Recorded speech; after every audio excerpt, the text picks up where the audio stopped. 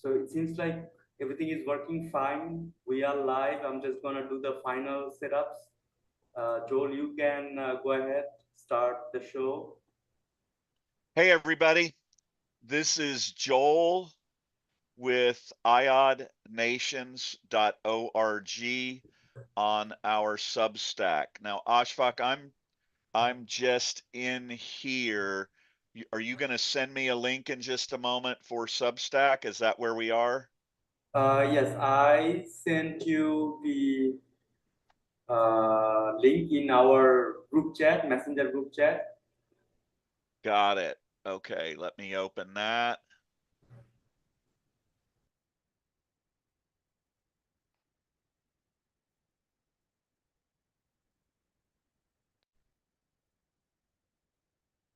Hey, everybody.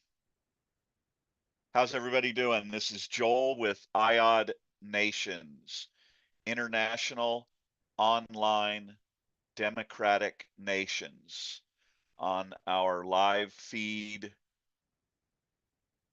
for Substack. Hey, Rakesh, how are you? I'm good. Okay, I'm going to definitely want to make sure and discuss your article that you did. Is that any chance that that is actually Tim Ferriss who just joined this call? Um, that would be insane if Tim Ferriss was in this call. Is that the Tim Ferriss by any chance? Um, so Rakesh, I'm going to want you to talk about that article and talk about the, uh, what, how those various overthrows, recent overthrows of authoritarian governance systems might have benefited if there was a template for international online citizen led democracy. So I definitely want to have a talk about that a bit today, um, and how that model could work.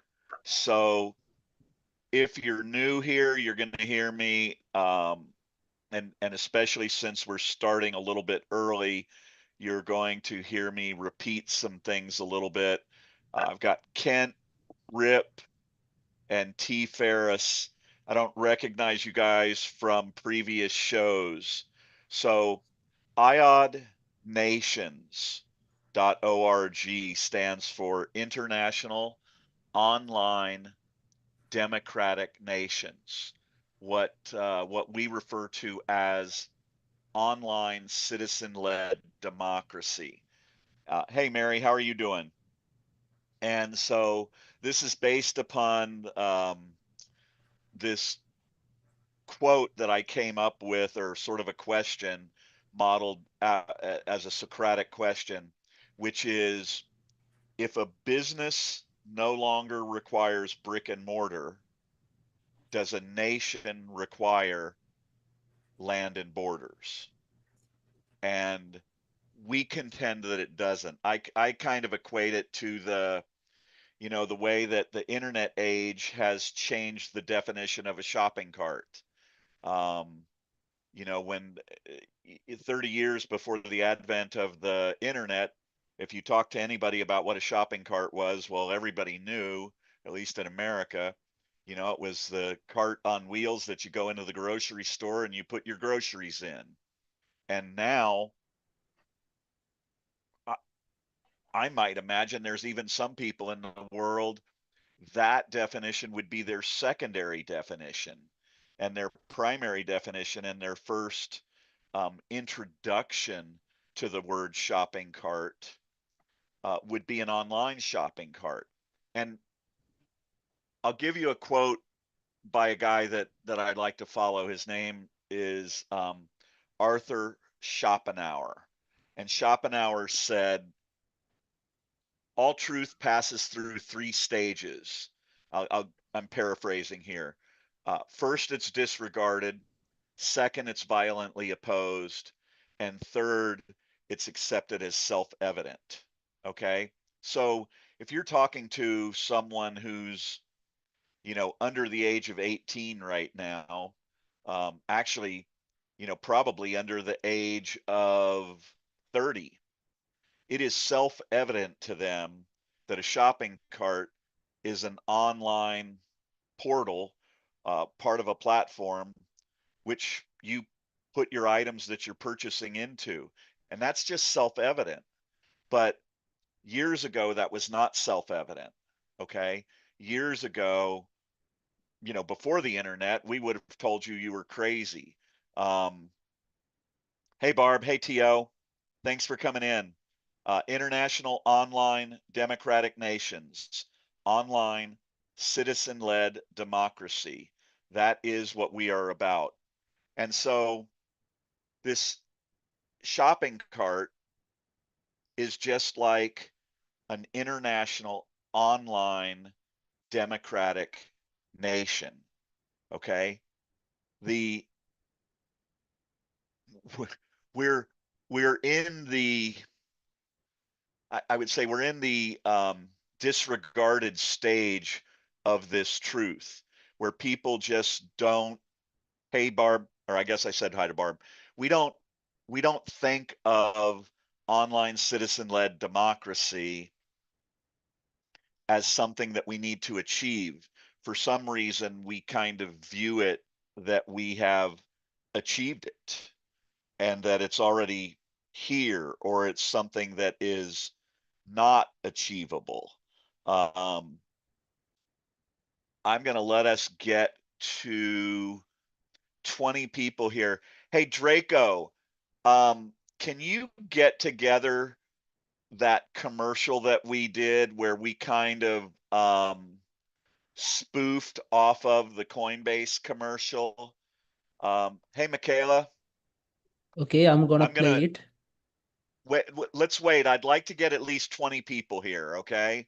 All right. So, um, but what this commercial does is it was a Coinbase commercial. I believe it was, this one may not have been the Super Bowl commercial, but basically what Coinbase was doing at the time related to cryptocurrency, which you could say cryptocurrency has certainly gone through Schopenhauer's three stages of truth, right?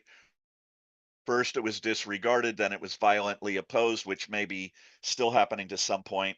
But cryptocurrency is accepted now as self evident. It's all over the place. We know it's real.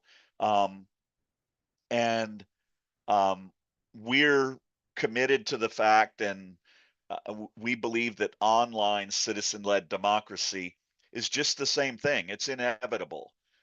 It's based upon the premise that um, we do not access the internet. Okay.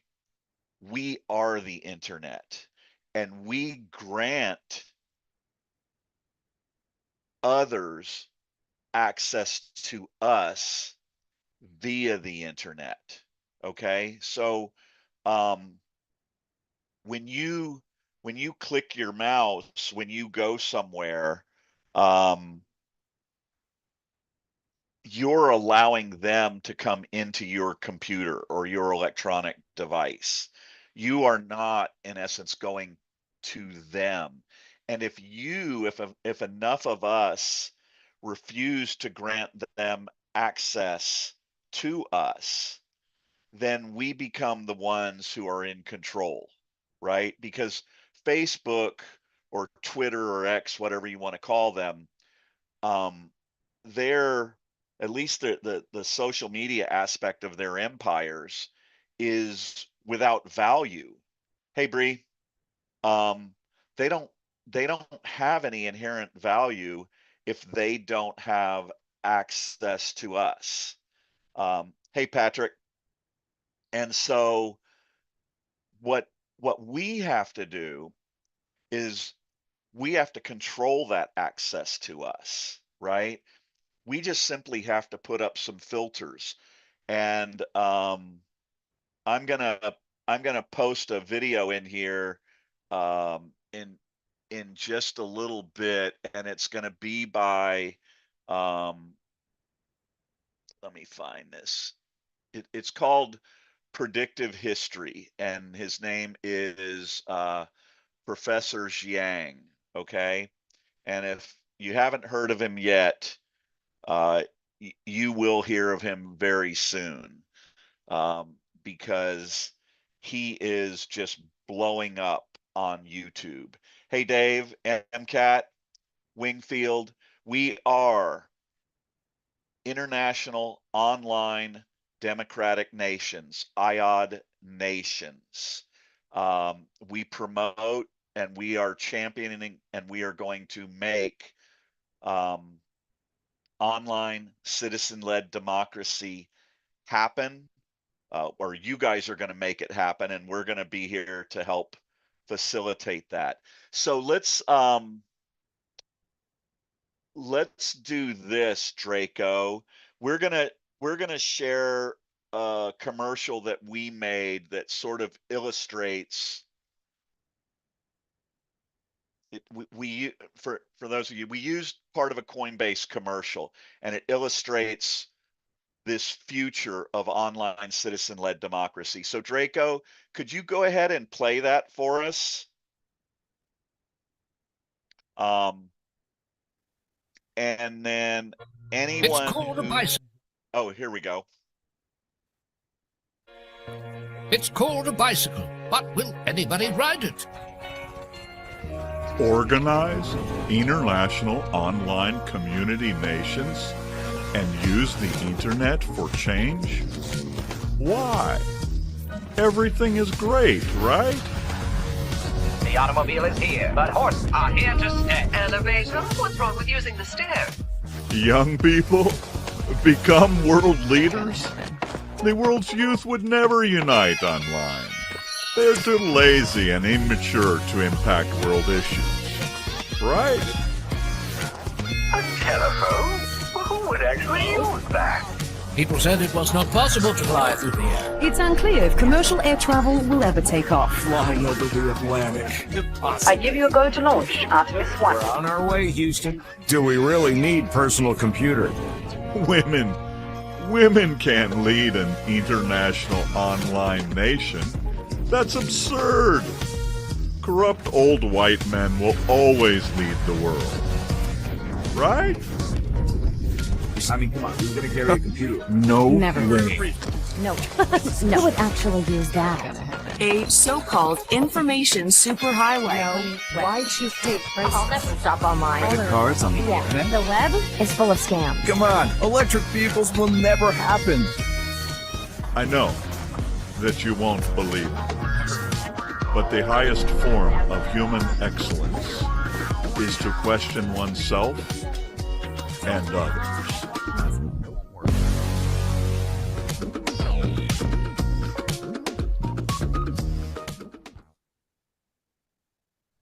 Hey, Joel, I just want to interrupt. We have a guest called Pat Moder. So welcome to the IOD Nations live chat. Would love to hear from you. So go ahead, Joel, continue. Okay. So, now I'm not sure. I just have the end of that video up there. So is there, so if possible, so there's a couple things going on here. We do a live chat. We allow everybody to come in and make comments. We don't charge for that because we're not here to make money. We're here for a purpose. And that purpose is to get the pro-democracy citizens of the world to unite online. And because of the makeup of our audience who follows us, although we've kind of had some challenges in the last couple of shows, where we're not being able to promote things within Substack like we were before. So our audience has shrunk quite a bit. We're not experts at this, so we're trying to figure it out. But previously, the majority of our audience was women, and our emphasis has been on establishing the International Online Democratic Women's Nation as perhaps the first online citizen-led democracy that happens. And we actually have an email and social media strategy and plan that can make that happen. And I'm going to outline part of that here today. We're going to talk about the No Kings March and how that might impact things. So what I want to try and establish is where you are, where we are as a human being. Okay. So Carl Jung said there were 3 questions you can ask any person and learn about them and learn who they are. And the first question was, what are you afraid to lose? And so I would say for everybody who's here, if you would be willing to participate in this, would you answer that question if you can? What are you afraid to lose? And then the second question he said we should ask a person in order to really get to know them was, what makes you angry? Okay. Now I'm imagining that a lot of people here, might, and it might be appropriate given what we're here for, might choose to look at this socially, democratically, and all of that. And then the third question I thought was really interesting. He said, how do you treat those who do not benefit you? Okay.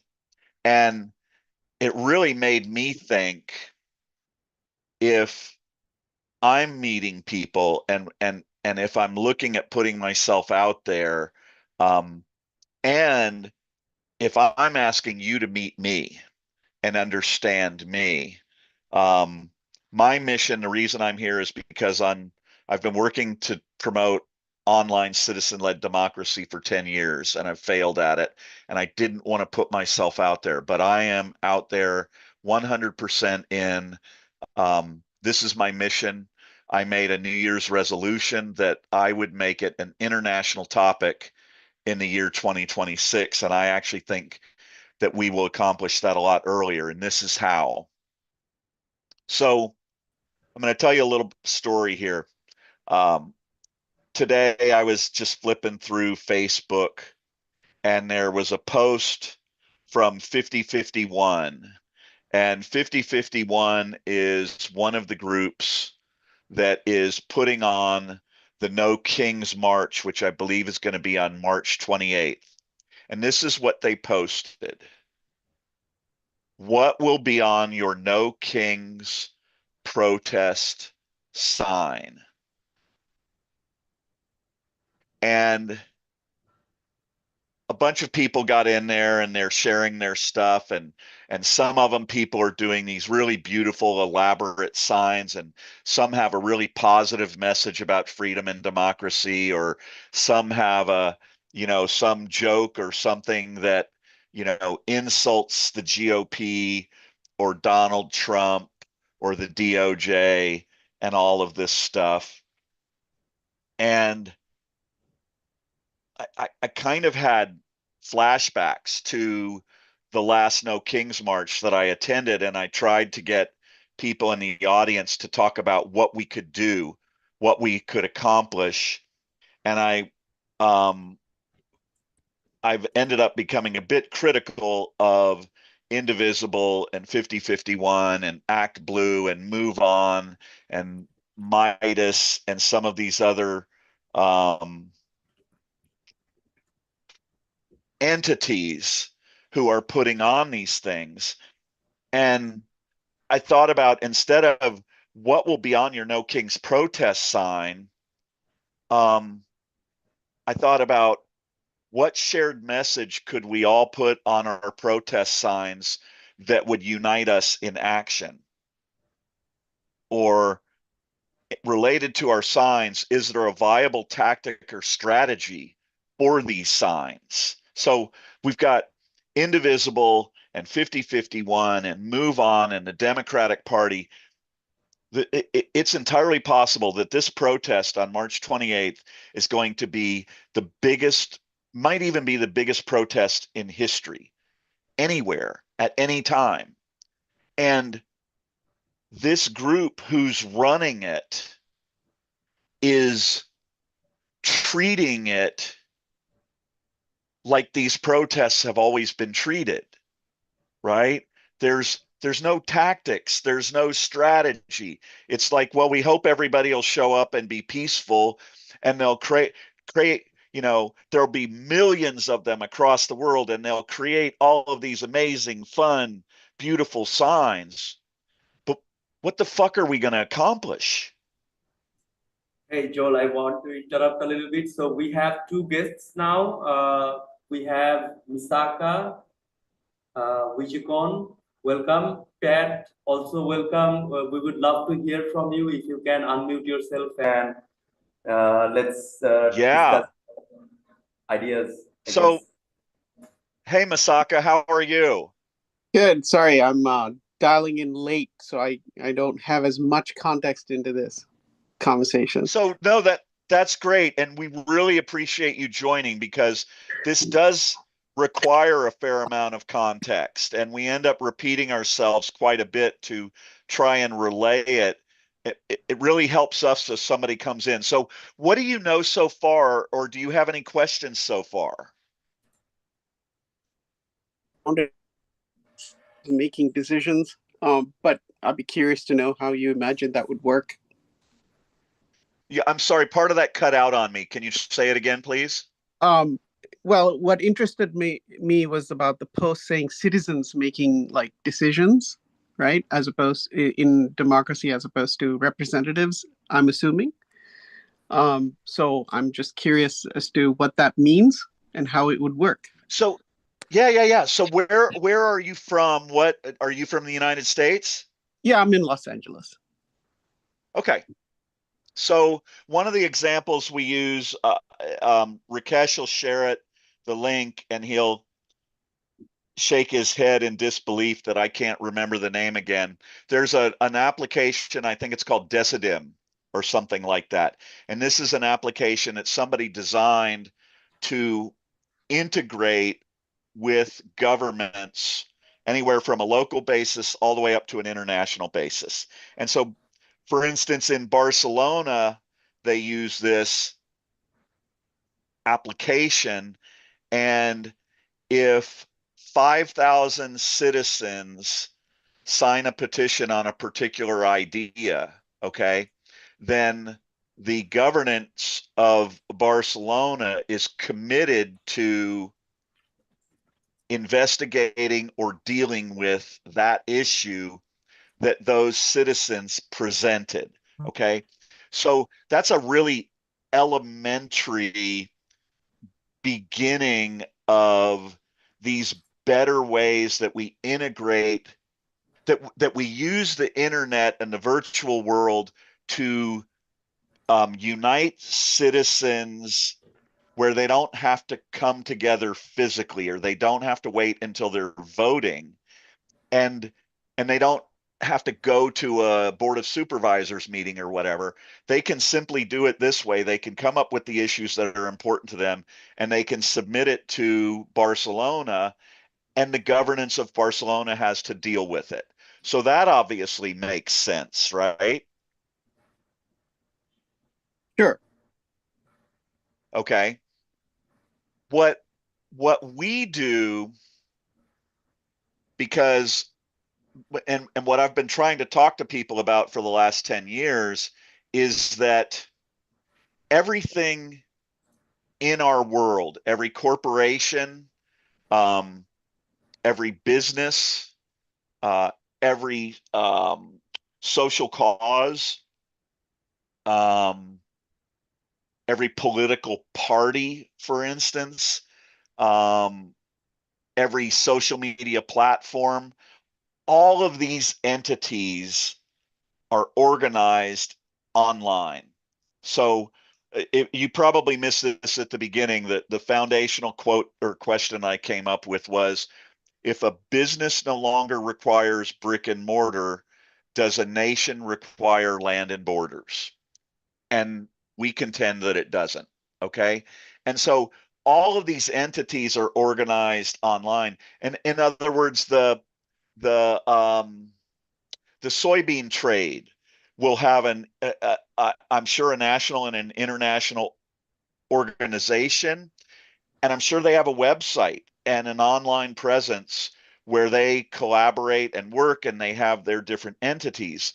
The challenge is we don't have a place online where all of us who are pro freedom and democracy are collaborating and united and working together for freedom and democracy.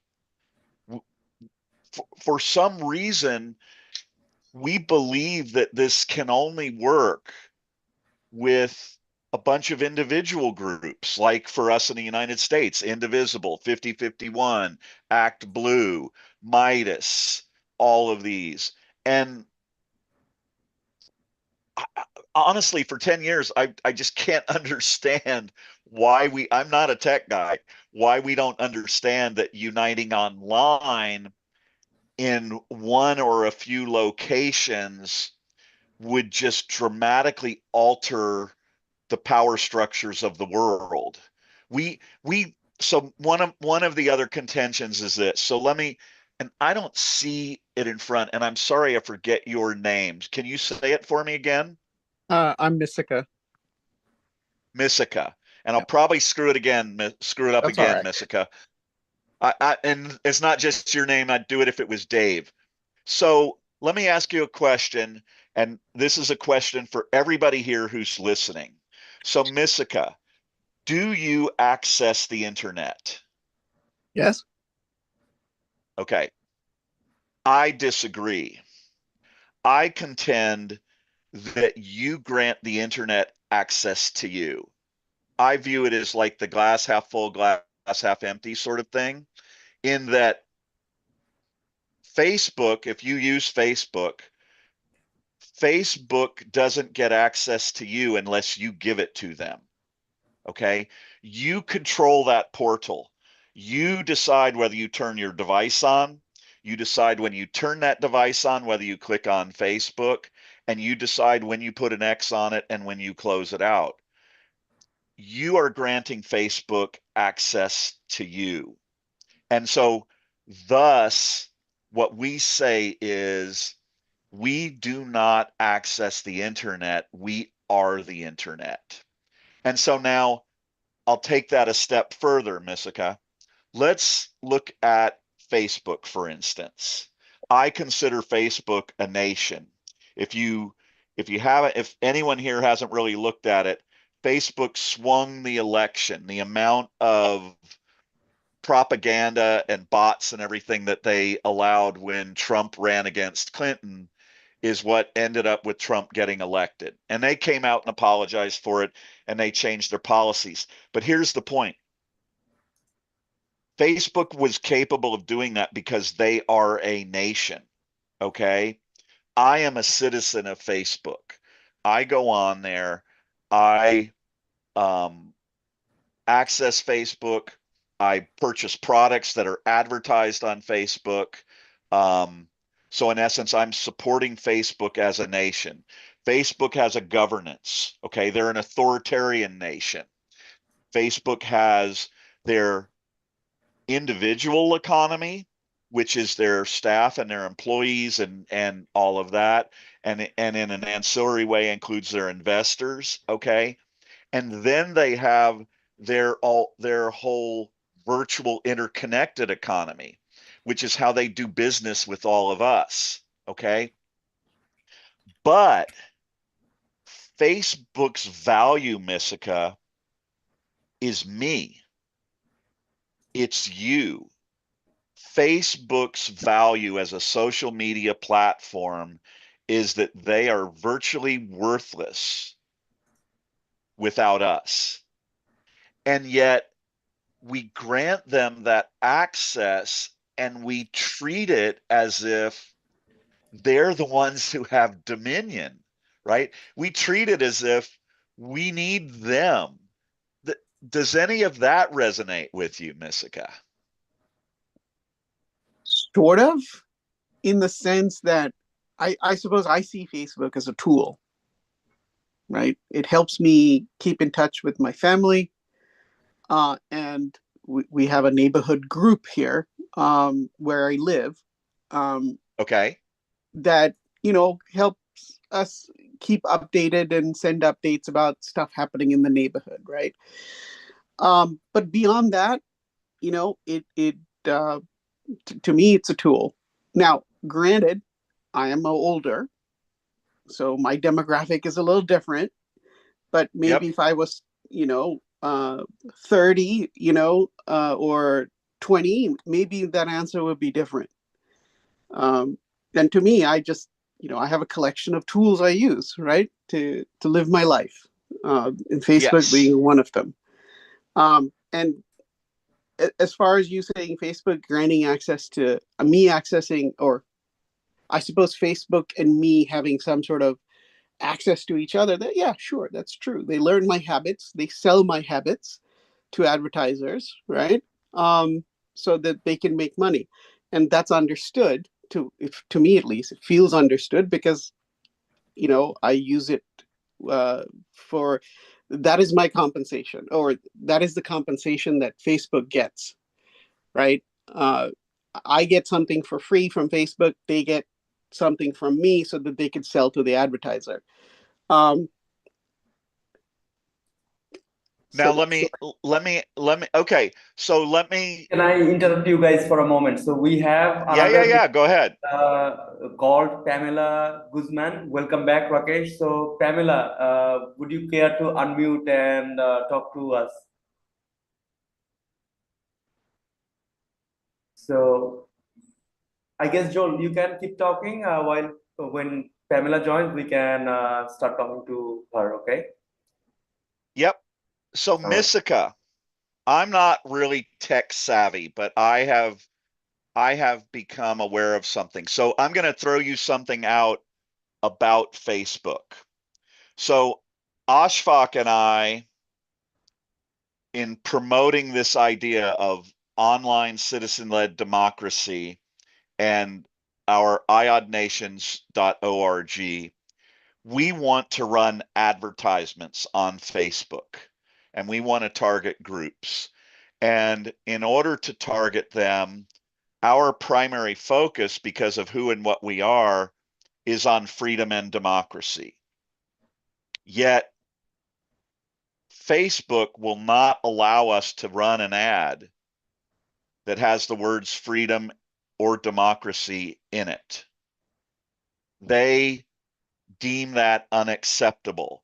So if we put forth an ad that says the word freedom or the word democracy in it, that ad gets denied and we can't run it. Now, so when you describe Facebook as a tool, I didn't, and I'm sure I still don't fully understand algorithms and some of this other stuff, but Facebook and the internet and the virtual world are the most powerful tool and weapon in the history of history. I contend that the internet and the virtual world is way more powerful than nuclear weapons and way more of a deterrent. But when I describe to you the thing about freedom and democracy, what does that resonate with you in any way? Does that make you think about things differently in any way?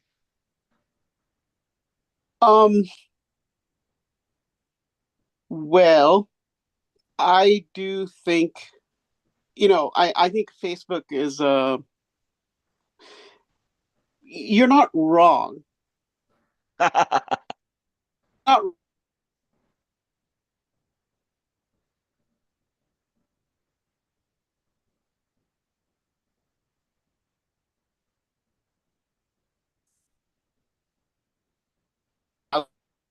I think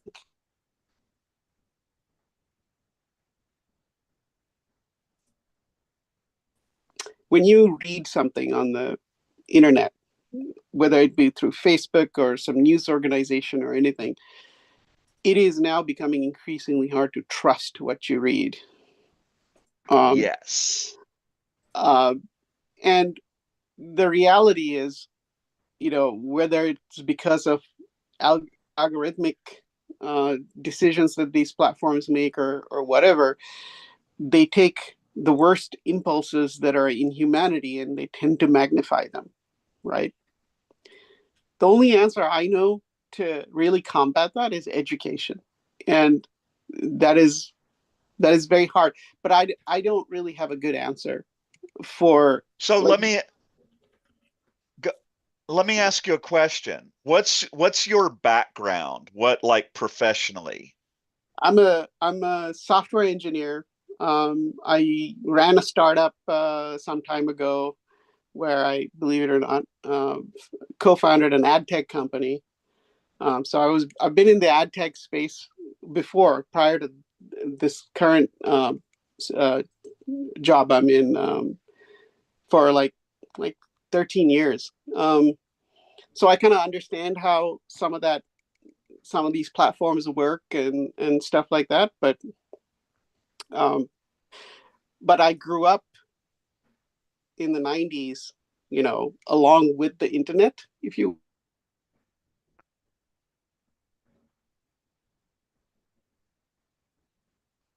I'm technical in that sense. Yeah. Okay. So unfortunately, I've got we're having a little bit of an issue with our connection, so I'm only being able to hear part of what you say, but I can see some of the text down below. How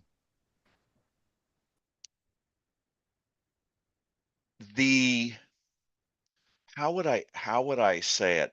What would you say to that, Ashfaq?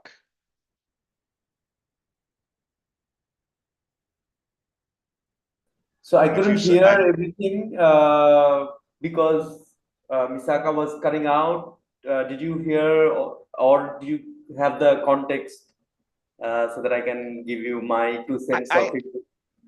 I had little bits of the context. I'm having a little bit of a challenge putting it all together because I missed so much of it. So I said trust, right? It's hard to establish trust on Yes. Okay. So we just Rakesh and I just put together an article today, and it's about promoting the International Online Democratic Journalism Nation. Okay. So I don't know if you remember back in the day when Ronald Reagan came into office. To me, what has turned out to be one of the bigger things that Ronald Reagan accomplished that wasn't great was there was so much misinformation and disinformation that was out there at that time that the more liberal parts of our government had started to put in place restrictions on news sources that required the things that they were reporting and saying to be truthful. Okay. And so you can imagine that means all of a sudden that you have the truth police, right? Somebody has to determine what is truthful. And when you have things that have all of this nuance, and again, this was even before the internet age, right? When you have all this nuance and all this propaganda and all this misinformation, and your point was, what can we trust? And so, hey, Lynn, thanks for being here. So Lynn has been here before, and we had a discussion about journalism. And so in this article, what we discuss is that, again, when we flip the switch and we realize that we are the internet, okay, and you can still have freedom of speech, okay, so you can still permit Fox News to put out their shit, which you know, when it's fact tested, the numbers are really extraordinary on how much of their stuff is either out and out lies or misrepresents things. Okay. But if you're going to have free and democratic societies, you can't eliminate that. There has to be a way. But what these online citizen-led democratic nations permit you to do is you put up filters. And so, for instance, in the way that I envision it, the online democratic journalism nation would set up their own criteria, right? They're the experts in journalism, okay? And they're going to elect their president and their vice president. And they're going to be in all of these different nations. And they're going to set up these basic standards, these filters for journalism. So one of the ones that I've looked at a bit more recently is called Ground News. And so Ground News is a portal now that they'll take a story. I haven't looked at them yet for the Iran war, but they'll take the Iran war and they will provide you everything from, you know, Fox News to Al Jazeera to CNN to NPR. And they will list all of those articles. They'll kind of categorize them and rank them, and then they'll refine them down to their main points. What I envision the international online journalism nation doing is much the same thing, except as far as what I, as a online citizen-led democratic world citizen, I would choose certain sources that this journalism nation has filtered and determined to be truthful and accurate. And that can be biased. You can be biased and be truthful and accurate. That's okay, because I want the bias of all of my news to be pro freedom and democracy. So I believe that if we don't make being pro freedom and democracy a part of our lives, then we're not going to be pro freedom and democracy, right? I mean, I watched the Super Bowl in this, what I view as a crisis of our failing democracy, and not one commercial from any company at the biggest spends in advertising history, if that's your kind of background, and not one of them came out and said anything about supporting or promoting our free and democratic society. Does that resonate with you in any way? Does that sort of address what you talked about relative to, I think you said trust was the word you used. What do you think of that? I want to add a few things, Joel. So Isaka, I am also a developer. I build websites, mobile apps, video games, and I think I can talk a little bit technicality to, and I also want we can. Oh, okay. So Misaka is getting out because his internet connection is not stable, but it's okay, Misaka. I'm just gonna keep the message here. So if you come back, you can listen to it.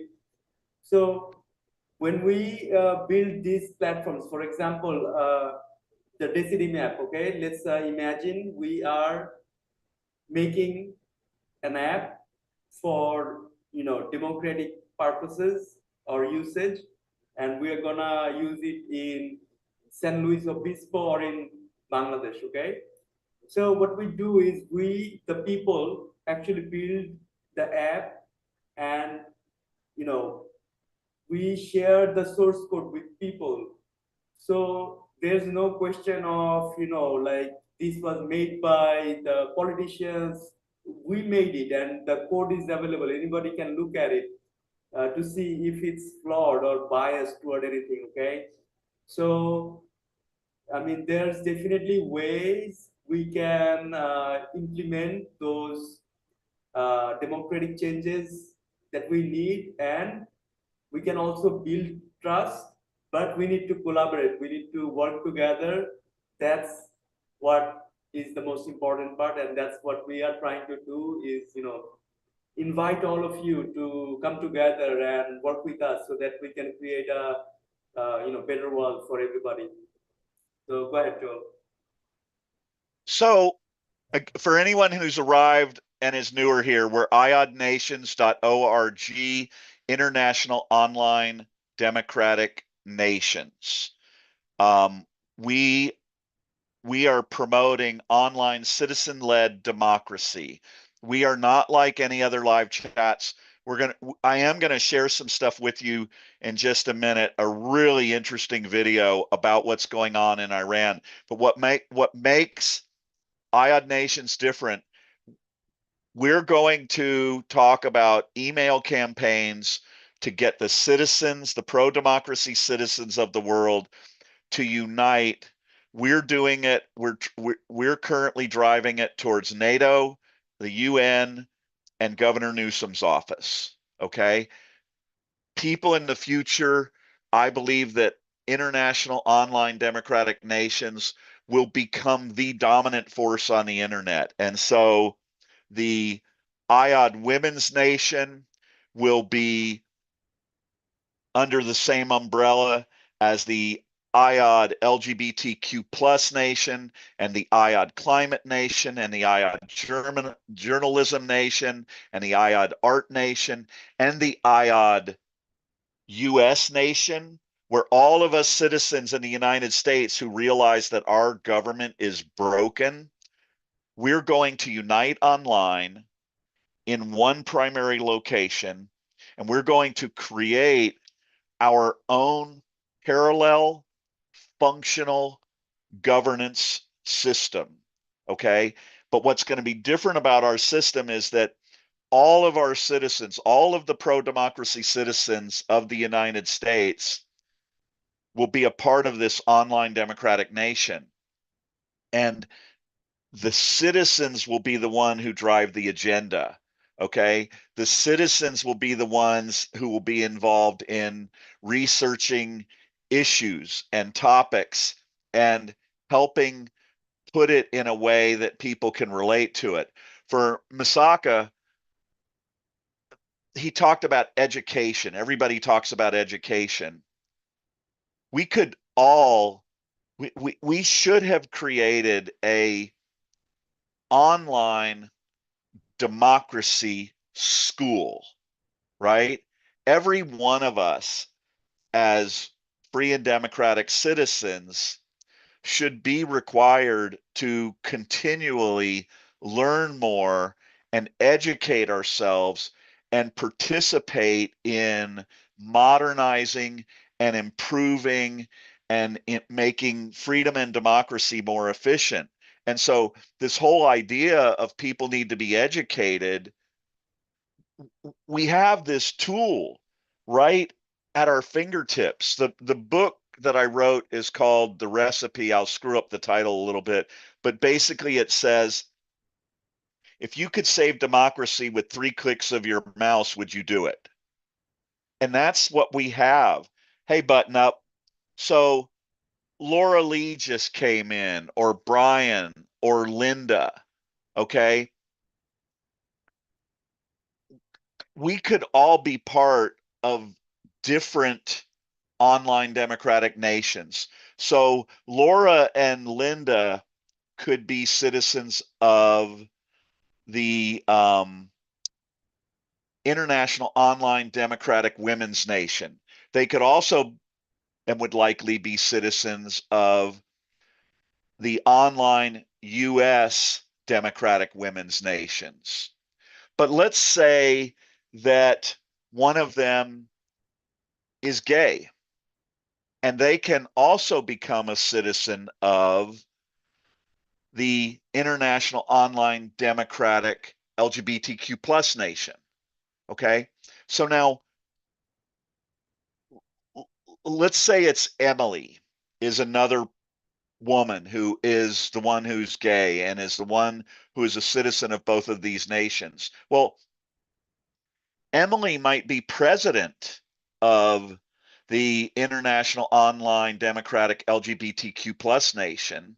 And as a citizen of the International Online Democratic Women's Nation, she could be directly integrated into and working with them on these shared mutual pro-freedom and democracy goals. And so what's happened now is she has more than doubled her power and influence in the world for what she believes in and what she's fighting for.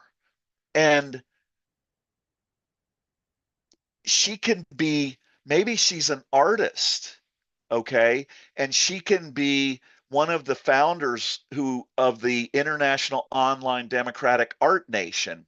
And that nation has created their own online music sharing platform, okay? And Joel and Ashfaq and Button Up and Lynn and Sophia and Pete, we could all say, well, holy shit, I don't want to go pay Spotify when I get my music.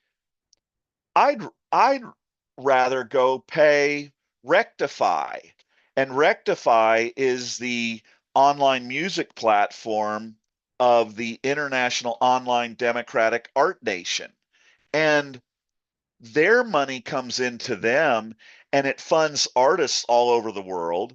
It funds the musicians who created this art that we're paying the subscription for. And maybe they have a small percentage of that that goes off to support the overall online citizen-led democracies of the world. Now, people are going to look at that and they're going to say, oh, that's socialism. No, it's socially responsible capitalism. Okay. There's Peter Thiel is the guy who invented, or was one, he and Musk created PayPal.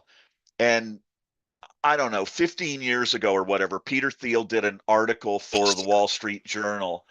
And he said that the objective of any company is to produce the highest value.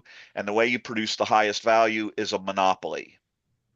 Well, hey, Joel, I want to yeah. interrupt a little bit. So we have a new guest called Rebecca E. Welcome to our live stream. So where are you from, Rebecca? Hi, I'm from Indianapolis. That is great. Hey, Rebecca, how are you? I'm doing all right. How are you guys? Good. You've been here before, I think, maybe? I've been following your posts. Yeah. But I've not joined Okay. your live stream before, no. Okay. Yeah. How much of what we've said have you heard today? I just jumped on because I just got the notice, so I've missed all of it. Okay. So tell me, given what you've read, obviously you must have read something that made you created enough interest to bring you here. What was there anything in particular that piqued your interest? You know, I don't remember specifically what it was that I read, but I'm sort of I've been following the Epstein files pretty closely. Because I feel like that has the potential to bring all of this down. And I'm seeing all the interconnections in our culture and in other countries. And I'm following the whole thing. And I am very concerned about our democracy. I've been frantic since 2016. But I just needed to do something. I've been doing what I can, but I'm in Indiana, which I mean, Mike Braun is our governor, so. Can you give me sort of like an age bracket and is there any like career or keen interest background that I can sort of understand where maybe some of your perspective is coming from? Sure. I'm 55 years old. I'm a retired / disabled pediatric nurse. I graduated from Mount Holyoke College and then attended grad school at UCLA for my nursing degree. I'm a lifelong Democrat, multi-generation Air Force brat. Every generation of men in my family has fought for this country since the Civil War. And I feel like I can't be the one to let it go on my watch. Damn. Let me tell you about me. Yeah. So I'm 66, born and raised in Yorktown, Virginia, where Cornwallis surrendered to Washington. And we won our independence and founded the United States of America. I was, in some ways, I was also raised by Louis L'Amour as an author. Sure. I was kind of I wasn't an outcast as a kid, but I had a tough relationship with my dad, and I gravitated towards those books, and I got to say that I got sucked into them would be the biggest understatement of the world. Like the ones that I read every book that Louis L'Amour ever wrote, and the good ones that resonated with me, some of them I read 7 times. Yeah. So Yeah. that's my background. If you know that, it's this whole thing of doing what's right. As a matter of fact, I copied something. I watched part of the movie the other day, and Ma Sackett said to I think it was Tyrell Sackett when he was having to leave, and she said, "No matter what you do, son, always side with the law." Right. And so let's talk about this. So so if you haven't been here before, our primary focus has been women. The vast majority of women who have been in our live chats, or vast majority of those who have been in our live chats, have been women. If you see Lynn's name in here, and you have any interest, you should reach out to her, because Okay. she has reached out to us, and we are going to found the International Online Democratic Women's Nation. Okay. Awesome. I believe that this women's nation is going to be become the most powerful and influential nation in the world. And before you leave today, we're going to talk to you about exactly how that can happen. Okay. But what I want to speak to you is that, or I want to speak to you about so many things, but one of them is this. I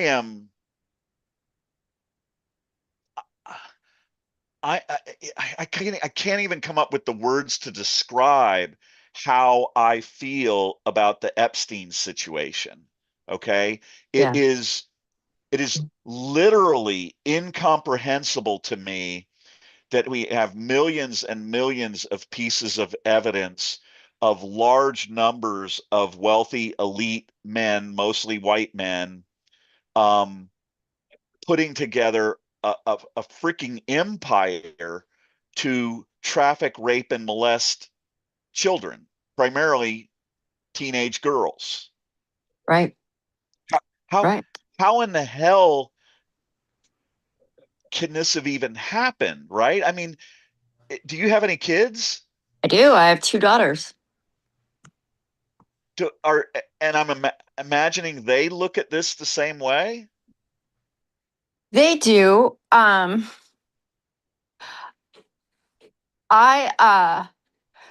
For me, I mean, it's about the sex trafficking. That's an element of it, of course. Uh, as a woman, as a feminist, as a mother, as a nurse, that's all part of it. But it also,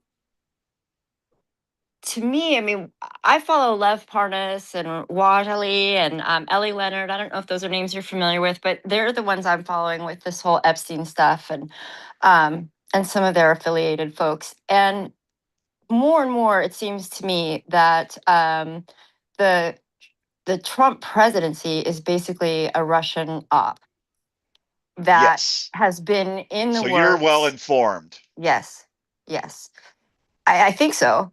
And it is astounding. And I think that both elected Republicans and elected Democrats are complicit. And I think that's why, one of the reasons why our electeds have by and large been such a huge failure with this second Trump administration. I mean, the pushback or the lack, it's just been ridiculous. Ridiculous. And I voted Democrat my whole life. I'm not sure I ever will again. That's not going to matter to me anymore, man, because it's country over party time now. Yep. Hey,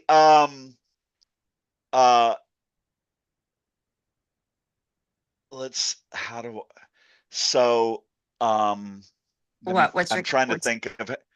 Well, I kind of had a or a way I was going to take this show, and I really want to interact with you on this. So, hey, Draco, can you pull up the quote from Bucky Fuller, and can we play that for Rebecca? Yeah, sure, You we can do. tell me when you're ready to hit. How long does it take you? Can you have it there in just a second? Yep. Okay, so Rebecca, Yeah. in my mind, when you said what you said, basically what it says to me and the way I interpret it is our government is broken. It's not working. yes. Okay? Yes. It's dysfunctional. And Absolutely. here's what one of the world's greatest futurists and inventors said about how you deal with things when they're broken and when you need to change them. Let's listen to it. Okay, I want to interrupt you guys for a little bit. We have a new guest called Anne Fowler H. So Anne, welcome. Hey Rebecca. All right, so nice to meet you, Rebecca. My Me wife too. is RN, and we are actually trying to establish some, infrastructure or system where disabled people can vote. So we have the video ready, I guess. So I'm gonna stop talking, and if you are listening to us, you can unmute and talk to us or discuss your ideas. So go ahead, Draco.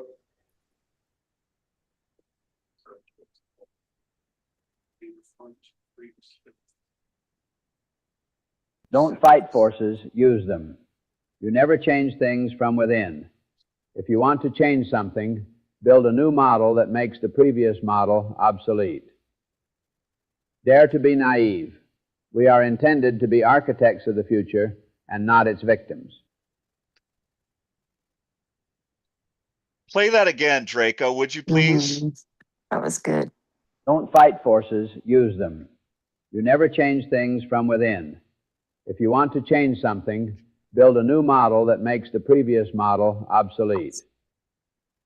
Dare to be naive. We are intended to be architects of the future and not its victims. So this guy is one of the greatest inventors that the United States of America ever produced, which means he's one of the greatest inventors of the world. He designed the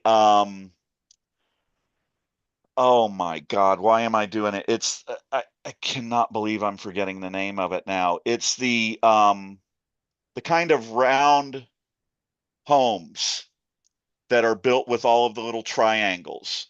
It was at the like the in 1960s exposition or something. Oh, Okay. okay. Like the geodesic domes? He designed the geodesic dome and patented it, which if that had ever been produced, that was a way to build homes remotely. You just build all of these triangles and you put them together and then you have a home. Yeah. And so, but what he's telling us is, and what I get when I'm talking to you, our government is broken. So if you know what's going on with Russia, like what happened in how Facebook allowed the Russians to influence the first election when Trump got elected, here's what I believe. I believe that a whole bunch of these rich, corrupt bastards who rape children have now been put into positions within our government. So I believe a bunch of them were there already, but now, you know, there's like 20 of them who have either been put in offices or have them. I believe that what's going on is that Russia initially was blackmailing these people.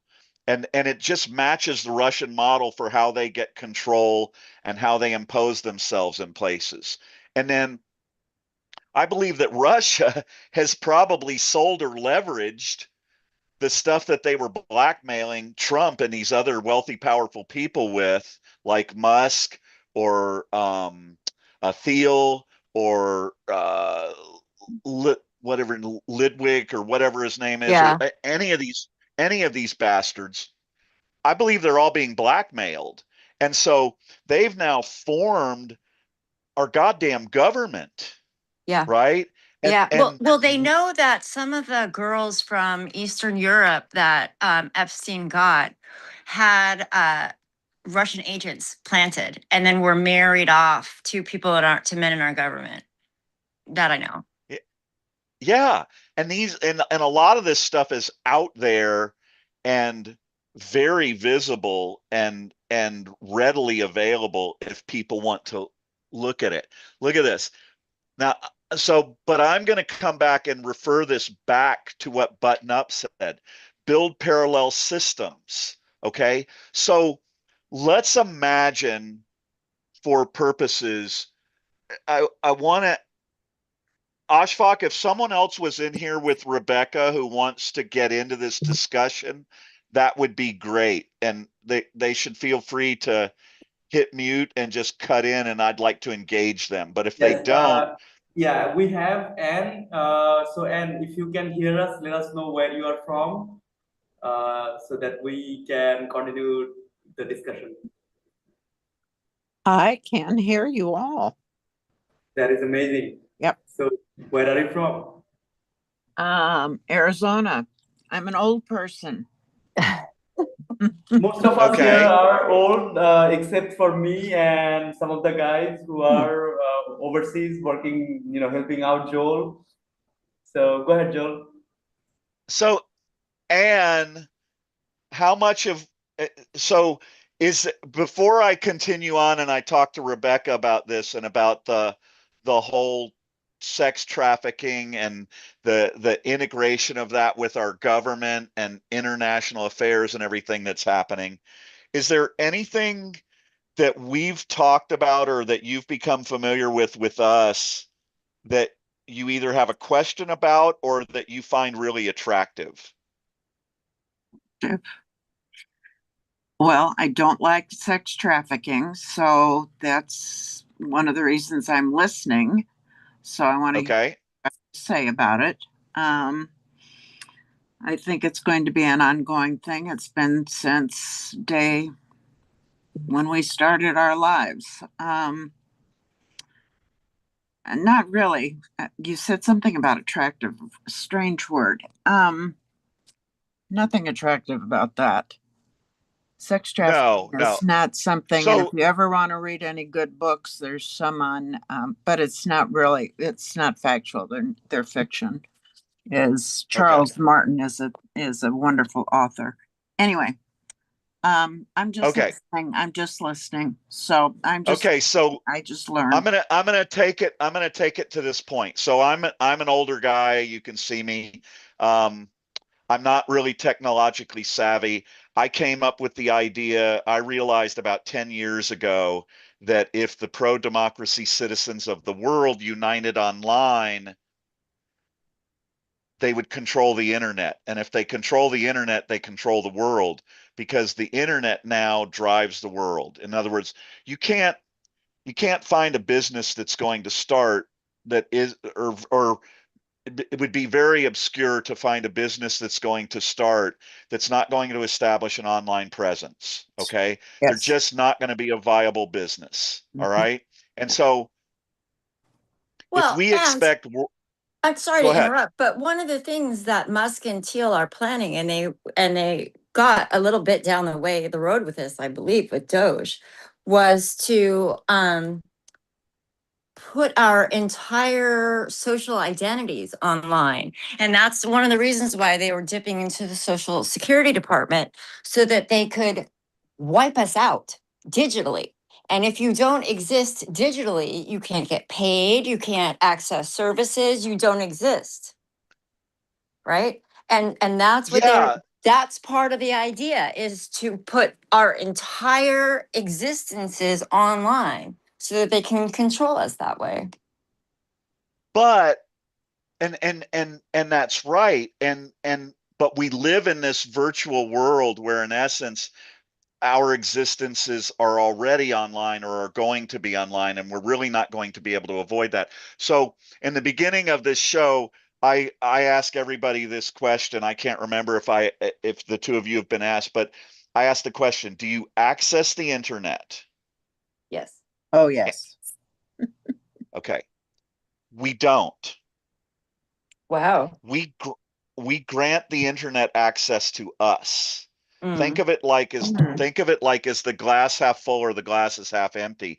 Right. And you would not be here with me today. I would not be having this discussion with you if you had not granted me access to you, right? True. You found me, okay? Something happened that gave you the impetus to allow us access to you. Okay. So when Rebecca is talking about Thiel and Musk and all of this stuff that they're doing, so my foundational one of the foundational premises is we do not access the internet. We are the internet. So I view Facebook as one of the first versions of an online virtual nation. They have their own, they have both their own citizenship. They have their own governance system. It's an authoritarian system. It's set up under traditional business models. And Zuckerberg is the ultimate authoritarian figure. Okay. They participate with the world socially, politically, economically, religiously, and in some ways you could even say militarily. Okay. They have their own economy that interacts with us. They are an online, in essence, virtual nation regarding their social media apparatus. Okay. Now, I'm gonna take that message and I'm gonna bring it back for Rebecca, and I'm going to tie it into child sex trafficking. Okay. One of the posts that we did about a week ago, I asked everybody to write a personal letter to the victims of Epstein. In other words, I'm here. I believe that the first online digital nation that's going to be founded is going to be the International Online Democratic Women's Nation. Okay? I believe it's going to happen. And I'm going to tell you why. I think that somehow or other, one of the things that's going to happen that could be a trigger is we're going to get in touch with the victims of the Epstein debacle. Okay. Yeah. Now, I would pose this question to Anne and Rebecca. If you were in this feed, let's imagine you came into this feed today, and instead of this old man sitting here in front of you, you had 6 of the women who were raped by Epstein, and they had decided that they were going to found the International Online Democratic Women's Nation. And when you look up in this feed, instead of 48 people there, you saw 160,000. Okay. And over here in all of these comments was a bunch of women talking about, we're going to get those fucking files released. And this is how we're going to do it. And we need you to sign up with us and become a citizen, because the more of us online democratic women citizens there are, we have some specific strategies and tactics that we're going to put in place to get those files released almost immediately. Now, I bet that if that was the situation, if there were 10 Rebeccas and 10 Anns, okay, I bet somewhere between 6 and 8 of you would say, well, damn, all I have to do is share my email with them and I become a citizen of this badass online democratic women's nation. And it's being run by these women who were raped and trafficked as children. What else could I possibly hope for? Would both of you be likely to sign up for that nation? Probably. I Yep. would definitely. Yeah. I would too. So the point is that I've proven that it's not about me, although I want this fucking monkey off my back. It's about this. So I started off the show today. I said I saw this recent video from Carl Jung, and he said these are the 3 questions you ask any person you meet if you really want to try and understand and know who they are. And the questions were, what are you afraid to lose? What makes you angry? And how do you treat those who do not benefit you? Okay. Now, I'm going to make a case that both of you are here because you have some concerns about the freedoms that women are losing in the United States of America. I'm going to imagine that that's probably a reasonably important issue to you. Yes. That might not be the number one thing, but that's high on your list. Yep. I can tell from talking to both of you that you're angry about these children who were raped and trafficked. Okay. And so if we all unite online democratically, we benefit everybody in the world. Hey, Draco, can you pull up the Maslow's pyramid? Are either of you guys familiar with Maslow's pyramid? I see Yes. Rebecca nodding her head. Yes. Have you ever heard of it, Anne? Yes, I've heard of it. I don't remember what it is right now. Okay, well, we're Okay, gonna, let me share it with you guys. and for you guys who don't know, this is Draco. Draco is from Bangladesh. He's part of our team. We call him AOP, our Agent of Peace. You'll have to watch his video. You have to watch his commercial that he made for the International Online Democratic Women's Nation. But Draco, there we go. Okay. So if anybody studied psychology or sociology or any of that, Maslow's pyramid of needs is one of the foundational tenets of human psychology. And on the bottom, you can see breathing, food, water, sex, sleep, homeostasis, and excretion. This one's a little bit more detailed. Those are basic physiological needs, right? We need quality and quantity of air, food, water, sex, sleep. Homeostasis, I'm assuming, is shelter, and obviously, well, we all want to go to the bathroom in peace. Okay, and this is the foundational essence of being a human being. And once you have those, then you get into safety, love and belonging, esteem and esteem and self-actualization. But what I did as a part of my this manifesto that I was working on for online citizen-led democracy, I went in and I asked an AI, and I put those categories up. I said, air, water, food, clothing, shelter, and sleep. Okay. And I asked the AI, I said, on a scale of 1 to 10, can you rank those whether a person is in a free and democratic society or whether they are in a authoritarian society? And when it came back, every category was more than double the quality and quantity of air, food, water, shelter, clothing, and sleep in a democracy versus an authoritarian regime. And so this brought me to create this new model, and the premise, and what I believe should be the premise of the International Online Democratic Women's Nation and all online democracies, is this: freedom, mobility, and democratic rights double your ability to breathe, eat, drink, have shelter, clothing, and sleep. I mean, look at what it did for women. It took us until 1974 before a woman in America could have a credit card in her name and a mortgage in her name. Yep. Right? Yep. And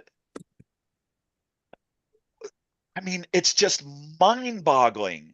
You know, it's absolutely insane that they're talking about charging women with murder in Tennessee if you have an abortion to save your life, right? I mean, that it's out of control.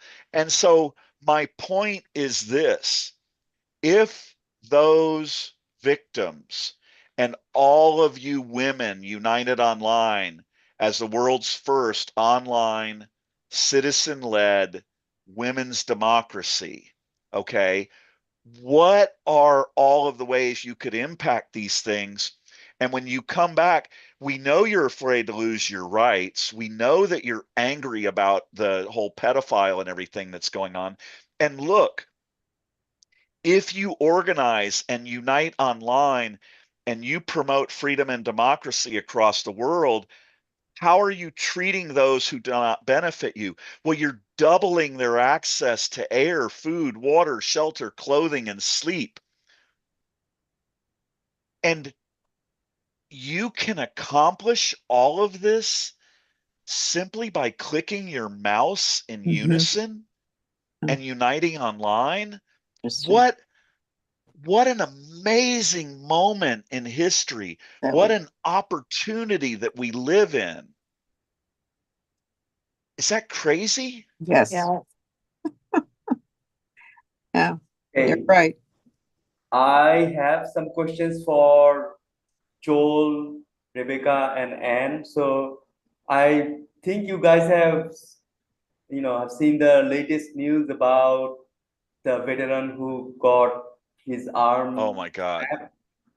And I would like to, so I wrote an article about it. I mean, this is actually something concerns all of us, right? I mean, they are hitting a veteran who served the country. So they're dishonoring. So I would like to hear from you guys. What do you think about, the current conflicts in the Middle East and the veteran? I think he's called McGee's or something. So go ahead, Joel. Tell us, what do you think? You want to know what I think? I think every fucking veteran in the world. I was fortunate enough not to have been a young man at a time when our country was at war, and I never had to face a draft, and I never had to face going to war.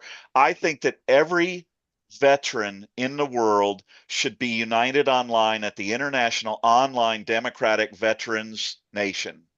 And I believe that they should be working with the International Online Democratic Women's Nation, because women, and I'm going to show you this in a minute, I'm going to blow your minds today, okay? Women are far, far less prone to gravitate towards violence and war as the methodology to resolve situations, right?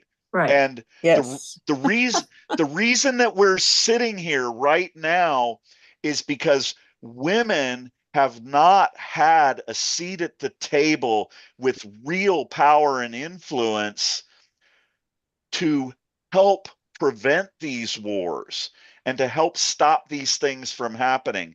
Hey, I'm gonna show this with you guys. This is gonna take a few minutes. But I really, really want to make this case. So here's Draco, I don't want you to start it yet, but have it ready to go. We're gonna pull up the Professor Jiang video and show it in just a moment. So let me tell you, Professor Jiang is probably the fastest growing YouTube channel. He might be the fastest growing YouTube channel in the world right now. This guy is so over the top brilliant. I still don't fully trust him, and I still don't buy into everything that he says, and I'm actually going to show you an example of that. But what I will tell you, when it comes to this whole pedophile thing, the stuff that he goes back into history on, the ancient transitions that we've made as nations and all of this, question everything. Right there, button up. What did Socrates say? And Socrates is on the cover of my book for a couple of reasons, and one of them is this. He says, imagine this, the greatest Western philosopher said, I know that you won't believe me, but the highest form of human excellence is to question yourself and others. So I'm going to play this segment on Jiang. So what you're looking at, this is a professor. He operates really fast at this board. And what he's discussing in this, he's having a discussion that's going on about the war in Iran. Okay. And he's talking about how empires lose wars. So for instance, Rebecca, I don't know if you really follow the war in Ukraine. Russia has been decimated. They are on the verge of economic collapse. They are in deep shit trouble. I know. And did you see the price of natural gas? One of their few exports just spiked overnight. Yeah. Well, we have to be really crazy where you go from, what's really happening and conspiracy theory and how do you interpret that, all that stuff. But what I'm talking about, I want to focus on this, and we can come back and talk about that. But what Professor Jiang is talking about here is that he's talking about how a smaller country that's fully committed like Ukraine is can beat a much bigger enemy. And in this situation, he's referring to the empire being the United States. He predicted back in 2024 or 2022 or whatever, he said, Trump will be reelected. The United States will invade Iran. So he said this like what, 3 or 4 years ago, and the United States will lose that war. And I'm going to relate all of that back to International Online Democratic Women's Nation and Democracy. And it's going to blow your mind. So we're going to hit this and play this. Just watch this for a minute. Go ahead, Draco. Probably take about 6 minutes. An empire must fall over time. But an empire cannot fall by itself. It needs an enemy that forces it to collapse. Okay? And so what happens is that an enemy will emerge that will overwhelm the empire because it is able to take advantage of the weaknesses of the empire. Right? And so, what are the weaknesses of this empire? Well, the first major weakness of this empire is that the people aren't really motivated. So if you as people are really motivated, you have a huge advantage, okay? We call this energy. Right? Now, as an empire, you become insular. You refuse to admit your mistakes. You refuse to learn from others. Well, if you are willing to admit your mistakes, if you're willing to learn, if you're willing to promote the best and brightest, if you're willing to be meritocratic, you have a huge advantage, okay? And so this idea of openness. Now, last idea is this. An empire, it's fractured. So if you're able to maintain cohesion, if people are able to remain united, if they're able to have a common purpose, they'll be strong, okay? So if an enemy of the empire emerges with these three qualities, energy, openness, and cohesion, this enemy will defeat the empire. Draco, can you pause that? Okay. So now, where I disagree with him, and this is where I disagree with the majority of other Substacks and commenters and influencers and all of this. Professor Jiang, is only focusing on the negative. He's focusing on the enemy of the empire. But what I believe is, I believe that Buckminster Fuller is telling us to build, to dare to be naive, to build, to architect this parallel online citizen-led democracy that has energy, that has openness, that has cohesion, okay? All of the things that the enemy that will defeat the empire must have and will always have, has always had throughout history. I believe that we have the exact ability to turn this into a positive, okay? I believe that the International Online Democratic Veterans Nation would have energy, openness, and cohesion. I believe that the International Online Democratic Climate Nation would have energy, openness, and cohesion. And the Women's Nation and the LGBTQ Nation and the International Online Ukraine Nation and the International Online Canadian Nation and the Online Democratic US Nation, right? All of these united online would have energy, openness, and cohesion under this umbrella of freedom and democracy. And it would fucking overwhelm the enemies, okay? The empire that's over here, the broken United States government, these online citizen-led democracies would not, in essence, be defeating the broken US empire as an enemy.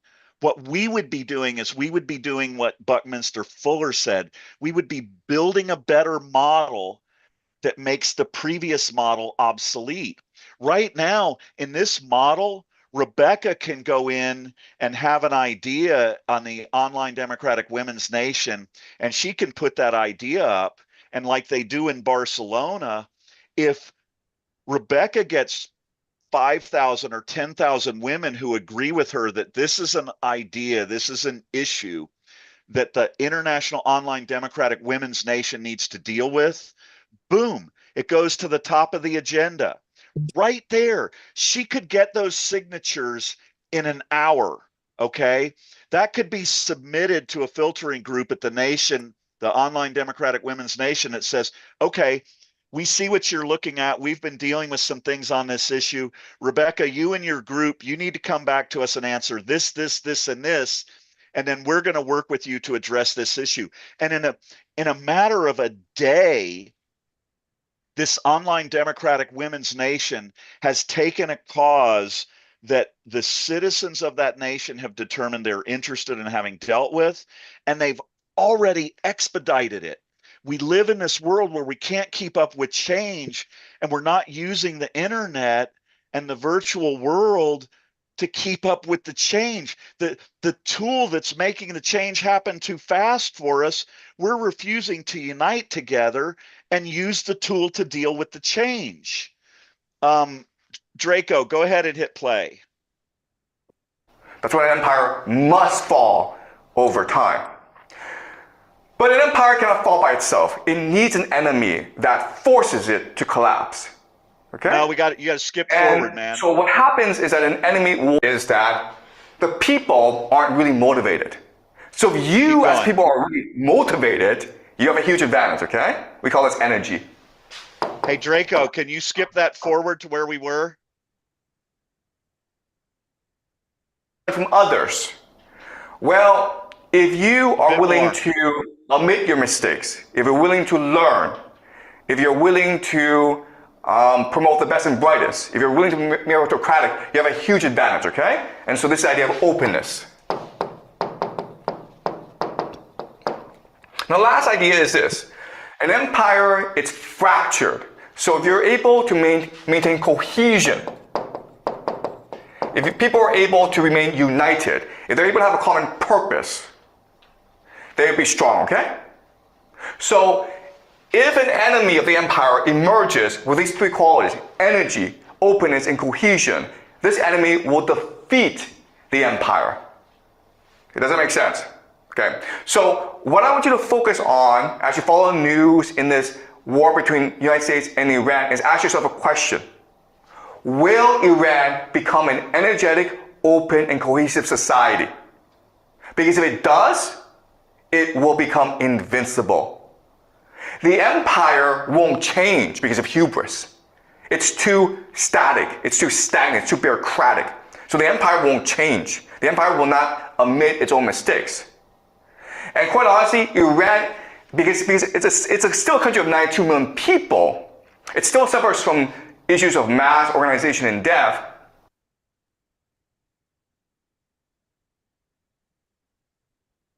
Okay, so the point that I'm looking at there is really just structural, right? What we're trying to say at iodnations.org is that we live in the age of the internet. Everything in our lives has changed. But for instance, for some reason, the only thing that we haven't fully organized and integrated online is citizen-led democracy, right? I mean, if Anne is the president of the online democratic U.S. women's nation, okay, she should. Can you just imagine the power and influence if she and the president of the Canadian online democracy and the Denmark and the Greenland and the Ukraine, and all of a sudden, yep, the power and influence you have, does that resonate at all? Yes. Yeah. It does, but I'm too old to have the energy to even start something like that. That's my problem. Okay. So let me tell you something. It takes a lot of energy, just like he said, a lot of energy to do the type of getting something started like that, and then to keep it absolutely going. Yeah. Oh, Red Rose is back. Oh my God. Okay. We're going to address that right now. And so for you guys who don't know, Red Rose is here. Red Rose was the first female line worker at General Motors in history. Okay. Wow. So Draco, can you go in and get Simon Sinek ready? So Anne, I'm going to address your point. So does anybody here know who Simon Sinek is? No clue. Okay. Yeah. Simon Sinek has the third most popular TED Talk. Okay. And it's about leadership and it's about human change. And it may not make sense to you initially, Anne, but I'm going to tie it back into what you said. But let's watch this together. Something called the law of diffusion of innovation. And if you don't know the law, you definitely know the terminology. The first 2.5% of our population are our innovators. The next 13.5% of our population are our early adopters. The next 34% are your early majority, your late majority, and your laggards. The only reason these people buy touch-tone phones is because you can't buy rotary phones anymore. We all sit at various places at various times on the scale, but what the law of diffusion of innovation tells us is that if you want mass market success or mass market acceptance of an idea, you cannot have it until you achieve this tipping point. between 15 and 18% market penetration, and then the system tips. And I love asking businesses, what's your conversion on new business? And they love to tell you, oh, it's about 10%, proudly. Well, you can trip over 10% of the customers. We all have about 10% who just get it. That's how we describe them, right? That's like that gut feeling, oh, they just get it. The problem is, how do you find the ones that just get it before you're doing business with them versus the ones who don't get it? So it's this here, this little gap, that you have to close, as Jeffrey Moore calls it, crossing the chasm.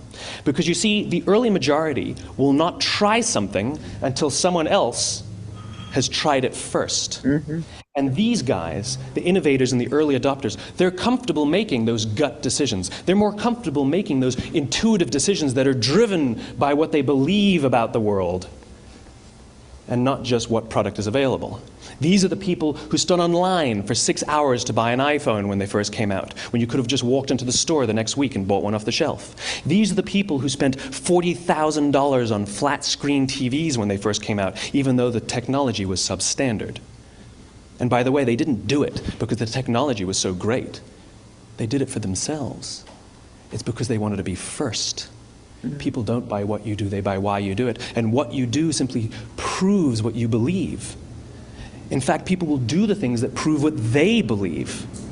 The reason that person bought the iPhone in the first 6 hours, or stood in line for 6 hours, was because of what they believed about the world and how they wanted everybody to see them. They were first. People don't buy what you do, they buy why you do it. So, okay. So, Anne, what do you're laughing. What do you think?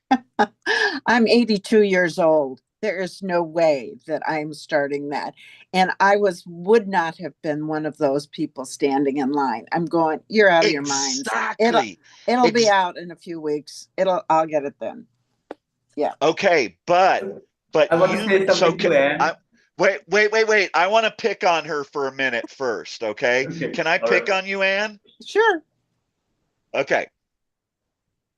What you told me is what you won't do or what you can't do. All right? That you gave me the glass is half empty. All right?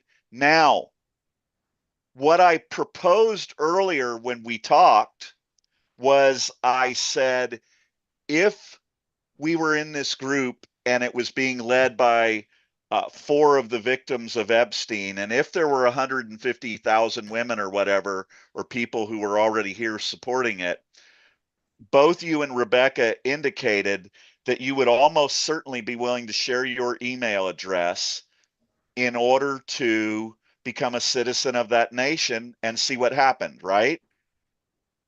Yeah, so I'm more in that 34% that he was talking about.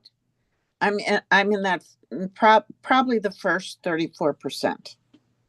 I like yes. So the early majority in this situation. What I'm telling you and what we're doing, and I'm going to come to, and I'm going to bring all of this around, and I'm going to wrap it up, and I'm going to show you how Anne can be one of the innovators, and all she has to do is share her email address. What do you think of that? You can show me. Sure. Okay. I'm listening.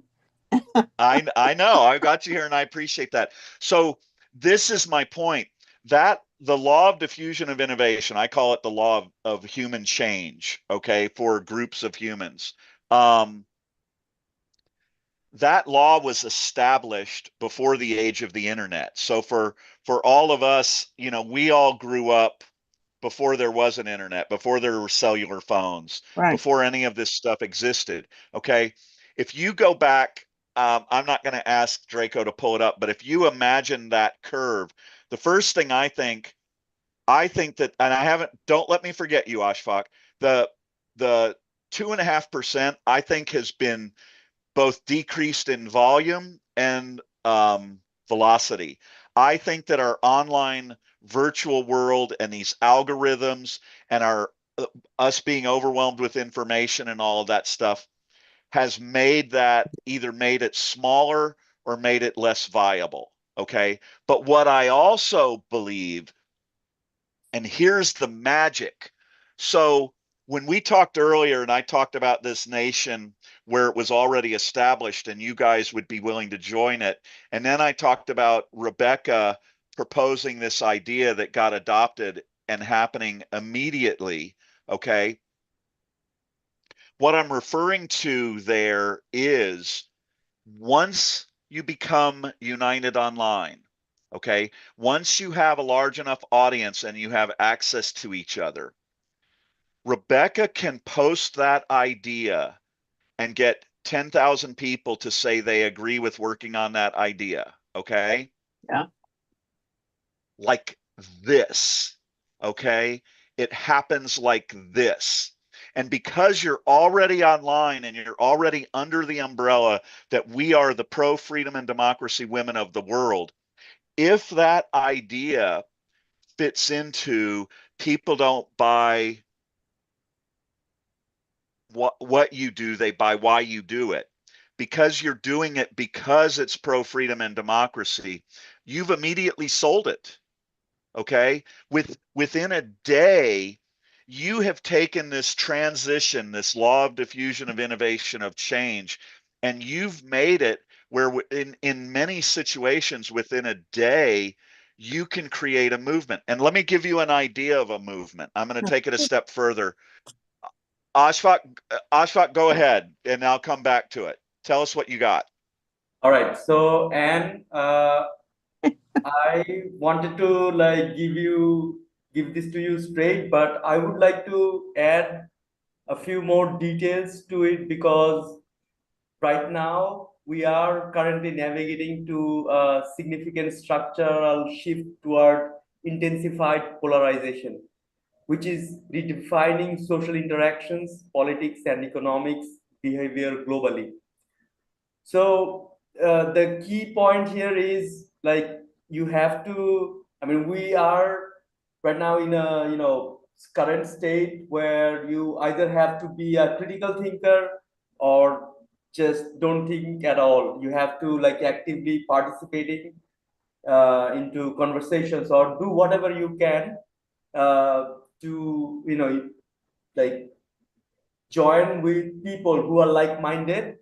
So you said that you cannot be lead these things. So I tell you that you just have to take the initiatives, and then people like us, people like me, who have the energy, we will follow you. We will take Right. like, so that's what we are asking you for. And also, Joel, I want to give a gift to Anne and Rebecca for staying with us for so long. If you can drop your addresses, we will send you a T-shirt as a gift of token, or sorry, token of appreciation. So it says make democracy offensive, not anonymous. Yeah. If you want, you can. I definitely agree with the whole premise. If I was 50 years old, I might be thinking differently. But at the 82, I'm not. Well, Anne, okay, so you guys, can I say something to Anne? Yeah.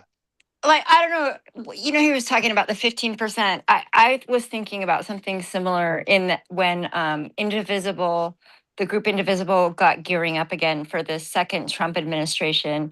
They were talking about how we need to get 13% of Americans on board with us. Yeah. And the reason why they were going for the 13% is because they were saying, if you can move 13% of a culture toward a direction, that's enough to create momentum toward a tipping point, and change will be inevitable. And so what I think he's talking about is just by submitting your email and participating on that level, even if you don't take it any more forward than that, right? Except to maybe tell your girlfriends over lunch sometime, that you've done that is by itself enough of an action to add to the momentum and create the snowball effect. Am I right? Is that what you're saying? Oh yeah, you're definitely right. I just don't have the energy to do that. Even that part of it. Oh, girl, give us your email. Let us do it. Pardon? So Anne, I'm not gonna pressure you. I'm gonna make one last um Push, I'm I gonna guess. throw out one last thing. Okay. When we're done today, Rebecca, let me ask you a question. Yes, sir. Are you interested in learning a bit more about us and possibly participating in sending some emails? Yes. Okay.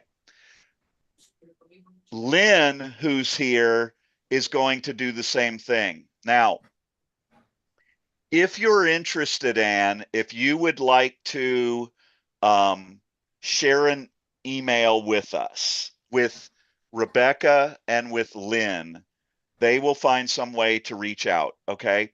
And all I think that they're going to ask, we're trying to put together an email campaign to NATO and the UN and Governor Newsom's office. And in that email, all it says is this. You can just copy and paste it. It says, please accept this email as my application for citizenship as an online democratic world citizen.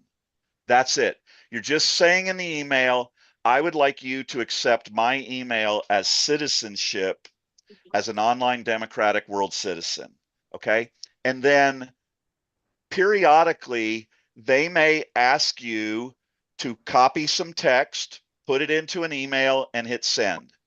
And that is the extent of turning you into a fucking rebel. Yeah. Okay. You get to become one of those founders. Oh, Sean's here. Just by agreeing to send some emails. So at your age where you're feeling these reservations, all I'm trying to do is encourage you to flip the switch that says, okay, I'm not really convinced, but what the hell? I'll send a couple of emails. Let's see what happens. Something might come from all of this. Okay. And why not try? What do I lose if I send some emails? And damn, I was on there. I haven't seen Pamela yet. Pamela, if you want to engage, because I know I'm going to have some discussion with Sean. Yeah, glad to have Sean back, man. How are you doing? I'm doing great, man. How are you guys? We are doing We're great. doing really good, and we've got some. Anne has been a freaking trooper here. Rebecca is amazing. We've got Lynn, who's over in the group, who we're going to, you and I, Sean, need to talk about what we can do with Lynn. We're small, but we're mighty. Okay. But okay. Rebecca made a point. Rebecca talked about indivisible and the 15%. So Sean, you got to give me a few minutes. Okay. And the 15%, and Sean is putting on an event in San Luis Obispo that's called the Beautiful Movement. Okay. And I think all of us here recognize that Indivisible and 5051 are putting on the next No Kings March, which I believe is happening on March 28th, if I'm not mistaken. Okay. Yeah. So now I'm gonna tell you a story about what happened to me today on Facebook in a thread with 5051. And 5051 wrote this post. What will be your No Kings protest sign? Okay. Now, I'm a big fan of these protests in a certain way. Okay. And there was all of these people commenting. Needless to say, the majority of them are women. They've come up with these creative signs. You can see these hilarious, cutting, satirical signs. You can see these inspirational ones. You can see the ones that people put all this time and effort into. Sean's done that. Okay. And I'm looking at all of this and I just about want to cry because I've been trying to get, I interrupted the last protest here in San Luis Obispo in front of 7,000 people. And I'm going to explain to you why. Their message said, what will be on your No Kings protest sign? What I wanted to see is, what shared message can we all put on our protest signs that will have an effect on what is fucking happening right now? Is there a viable tactic or strategy for these signs? How can we use these signs to make a difference and achieve something? Does unified marketing and messaging work? And how irresponsible is it to potentially have the largest protest in human history and nobody is coming up with one or more common messages that when all of us are there at this event that we can unify?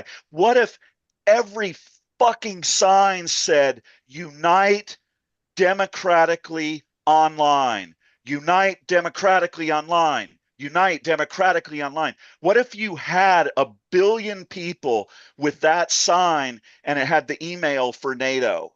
Okay, you would wake up the next day, Mark Rutte, the head of NATO, would be making a public announcement.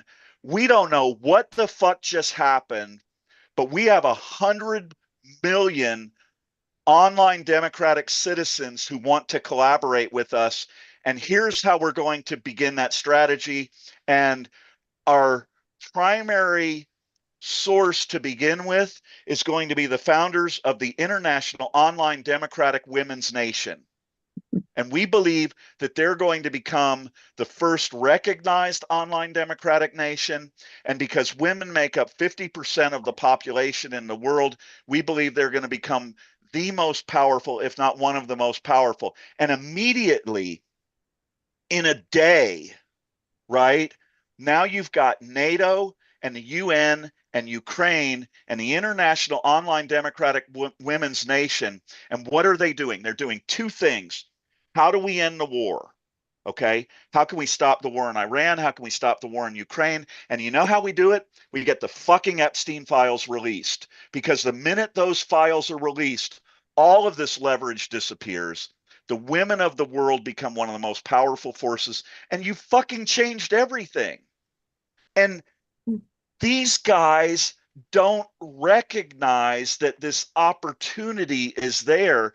And Rebecca and Lynn and Red Rose and Maria, they can put together an email campaign right now to Indivisible.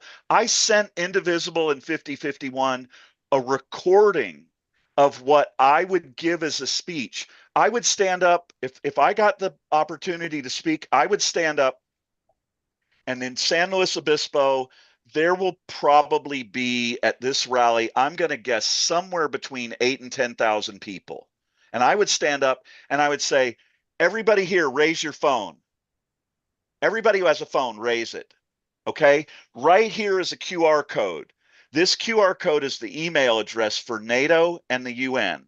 And all I need you to do is just type in the subject line, I would like to become a registered citizen of online citizen-led democratic nations. And just everybody here send that message. If everybody did that at every rally, we've altered the structures of the world's politics, society, religion, economics, and military. And women have now become one of the most powerful forces in the world. And it's all because Rebecca and Lynn and Joel convinced Anne to share her email address. That's the power of the internet. That's the world we're living in.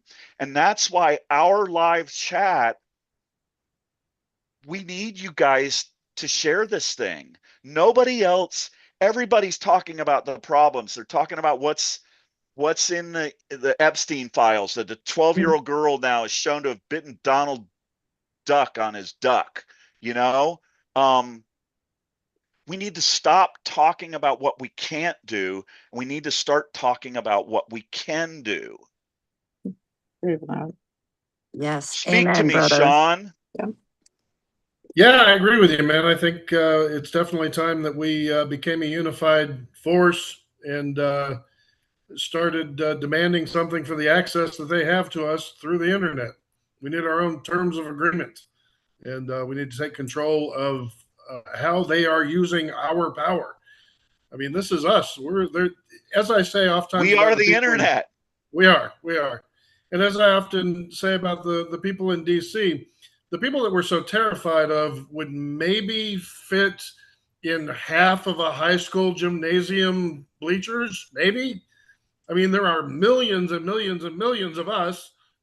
There's some tiny little. So, let's stop pretending that they have all the power. We have the power. We just have to organize and use it. For sure. So, Oh, I totally agree. I think we have all the power. There are 70% of us are agreed on these things. 70% of us. When does that ever happen? There are 70% of us, but they're so busy trying to get us to snipe at each other over bullshit things, right? And all we have to do is fucking push this mouse together, right? On that one day. If everybody just clicks their goddamn mouse and sends an email, you rip their guts out. Yeah, it's instead of calling a Democratic senator and asking him to write a strongly worded letter. Well, do that too. Yeah. Who remembers? This one's for you again, Anne. Who remembers the movie? Oh shit. Okay, help. Field of Dreams. Yeah. Yep. Okay. What was the mantra of Field of Dreams? What was the whole movie about? Basically, you can do anything. Yes. If you build it, they will come. Yep. Okay. So here I am. If you go back to that video that we played of the law of diffusion of innovation and trying to achieve the 2.5%, right? The internet, remember when I said the internet has changed the whole dynamics of the law of diffusion of innovation, right? That now, if you're united online, you can change things like this. You can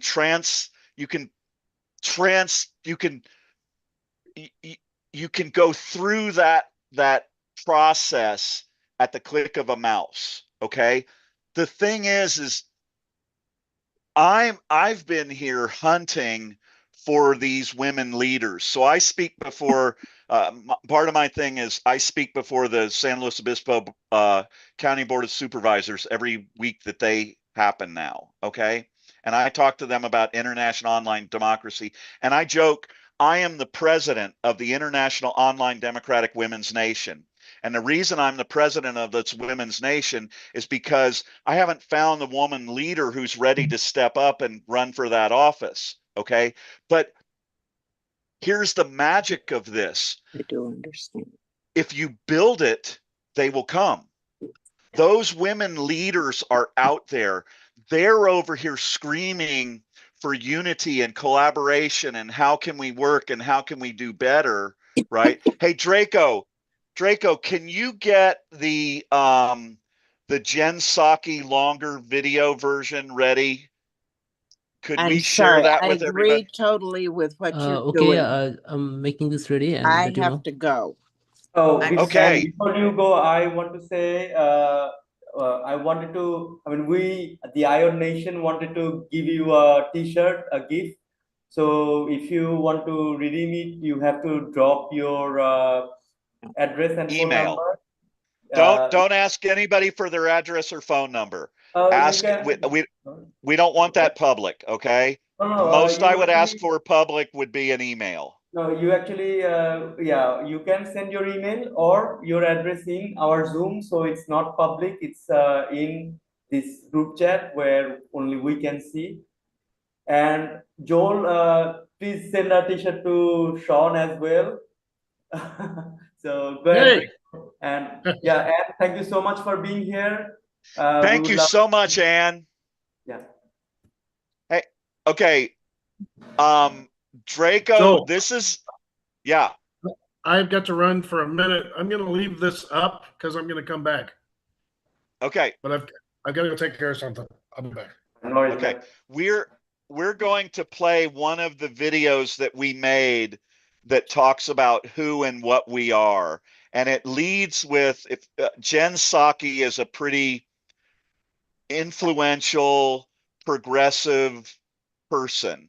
So we start off with a quote by her. This has a little bit of length to it, but if you would listen to it, that would be great. Go ahead. Are you ready, Draco? Yes, I'm ready. Can you hit play?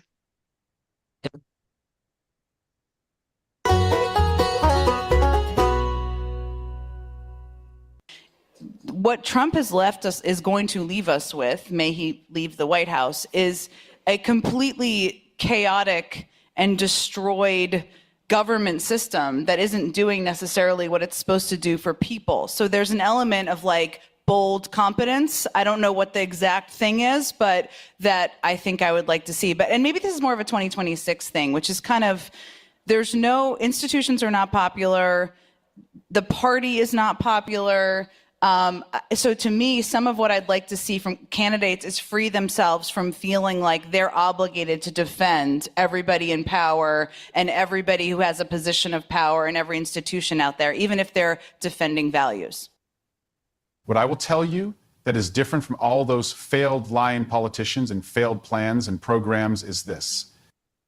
Project 2026 will improve the lives of more Californians than any other plan that any other candidate is offering or has ever offered.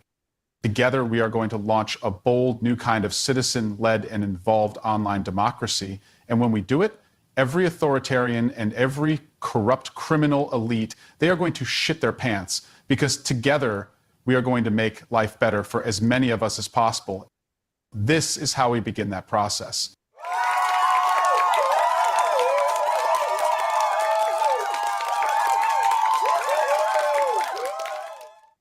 It's brutal knowing that all the world needs to do is unite online in one location and just have, I don't know, maybe let's say 100 million people, right? And all they do is they click on to a public notification to Facebook, and it says, we, the international online democratic citizens of the world, now control Facebook. And poof, it's done. Just do that. And the consequences, the reverberations of the pro-democracy citizens of the world uniting online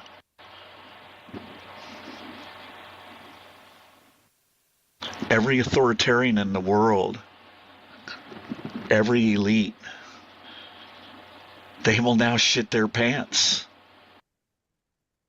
We live at this transition in human existence where there is this thing called the virtual world that has been created, right? And from the time it was created, it has become more and more influential over our lives. And what's happening right now is we are literally transferring between the time when traditional land and soil-based humanity ruled over everything. It was everything. But now virtual reality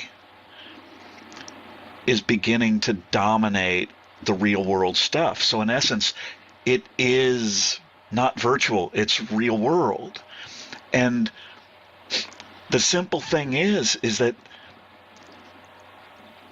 no company, or no, I was going to say no company is worth more without the people who are there online, right? We are the commodity. They need our money. They need to milk us. But we can flip it around, right? We're at this time in history where all we have to do is go, boo, and it's done. And nobody will talk about it. It's fucking crazy.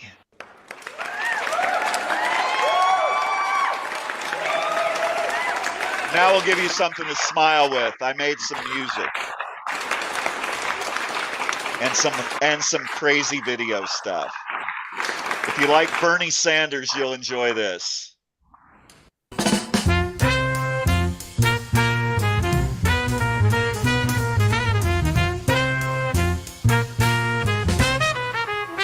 What the fuck is it gonna take? The clock ticking, democracy slipping, snakes in the kitchen, freedom in a chokehold. Yo, who's gripping? Socrates whispers truth bombs, no fiction.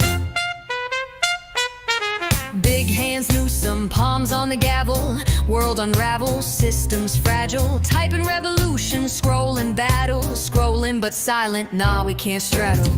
Make democracy offensive, what's the price? Power to the people, not the roll of dice. Unite online, ignite the fight. Blow this shit up, bring the wrong to light. Algorithm scheming, got your mind in a cell. Scrolling through the circus while the earth yell. Policy for sale, dreams they compel. But the masses sleepwalking, trapped in the spell. What's it gonna take? A quake in the brain, floods in the veins, break out the chains. History's a loop, but we can reframe. Riot in the comments, spark that flame. Draco, you can go ahead and cut it. Truth in your pocket, lies on the screen. Click revolution, control alt dreams. Very good. So, what do you think? That sounds great. That sounds very cool. So, what I would ask Rebecca, and hey, Red Rose, are you interested? So here's the offer I'm going to make to anybody and everybody who's still listening here. Okay, you've got me, Draco, Rakesh, Ashfaq, and Radoy. Okay, I've hired all four of those guys on slave wages, and they're helping me with this movement. Okay, so Sean, I was just telling everybody, anybody here who wants to work on this, we are here for you. We have a team of 5. We have some certain things that we're doing to keep things going, but we're trying to get the women of the world and others to organize email campaigns. If I were doing this, I would be putting together a mass email campaign to 5051 and Indivisible and asking them what in the fuck are they going to do to take advantage of this situation so that I don't walk away from this next rally wondering why I came here and did all of this and I don't feel like I accomplished anything. Okay. That if it were me, that would be one of the primary focuses of my emails. One of the other ones would be, so here's another one, really, Rebecca, this is interesting. We don't have any young women here. We don't have any young people here. Okay. I have, right now, we're putting together a list of, we have over 150 university professors for political science. We're trying to get them and their students, and we're putting together other emails. We're trying to share this with them and try and get those young women. Can you imagine, Rebecca, if you and Lynn and Pamela and Red Rose, all of a sudden you had 100 young women who were technologically and social media savvy, and they were in this group next week, and they were saying, okay, let's get this shit done. Let's put together an email campaign. We are going to make this happen at the next the No Kings rally, and we are going to establish the International Online Democratic Women's Nation, and there is not anybody in the world who's going to stop us, right? We've got like 20 days, but I'm I'm this ADHD fired up guy. What I'm telling you is anybody who's in this live chat right now who wants to work on this, our resources are available. Lynn talked to me about somebody she knows who's an influencer, okay? And we're trying to construct articles every day. I constructed an article that I think will appeal to that influencer. And that's all we need, right? When I started this live chat today, the first name that showed up was T. Ferriss. And I don't know if you guys know, but there is a guy out there named Tim Ferriss who's pretty famous. All we need is a much larger audience here, and we need Rebecca and Pamela and Red Rose and Lynn to be over here in the comments saying, okay, ladies, okay, folks, we're going to put this email campaign together, and saying, Joel, can we meet after this show today and talk about what we could do? And I've got Ashfaq, Draco, myself, Rakesh. I think Radoy is around. Sean might have to go, but I bet if he didn't, he would probably jump right in. And we would sit here and start brainstorming on an email campaign. And I've got email addresses, and we could start making things happen. And that is what makes this live feed and IOD Nations different than all of those other people you're watching.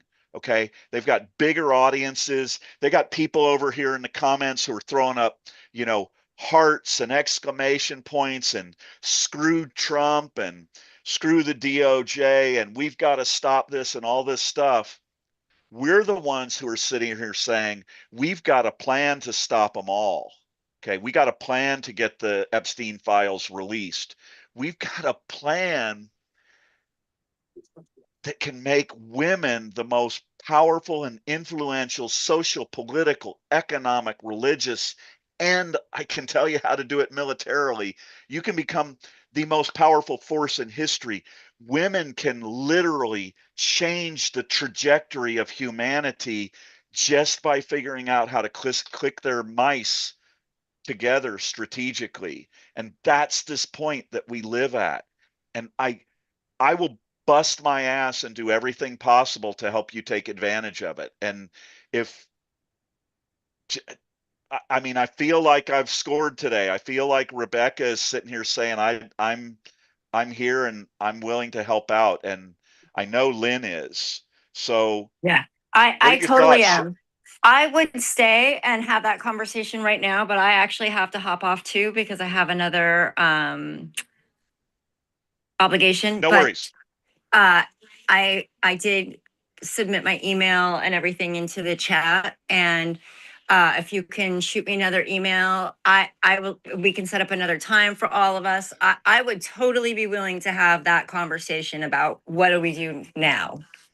Let me ask you before you leave. Yeah. Ashfaq, you've got her email. It's in the feed, and we've copied it, right? Yep. Okay. Yep. Rebecca, I'm going to do another show on Monday and Wednesday. Do you think you'd have the ability to come back and join us? Yeah. I don't have anything that prevents me that I know of. Okay. Thank you so much for being here.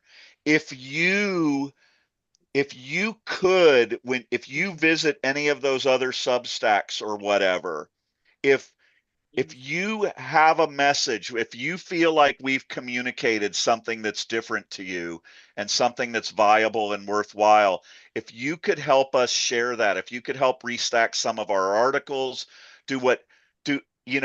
anybody any group you work with, anything you can do, we'd really appreciate it. So thanks so much for being here, and I look forward to seeing you and working with you in the future. Sure. Oh, and just so you know, I'm involved with the South Indy Indivisible chapter, and I'm the table lady. So I'm responsible for putting our materials out on a table for people to see. So for all of Indianapolis, yeah. So really, yeah. Okay. So we can get some info out, at least here. And did that message of what to do with the No Kings rally, I mean, did that resonate with you? I felt like it did. I thought I saw you nodding.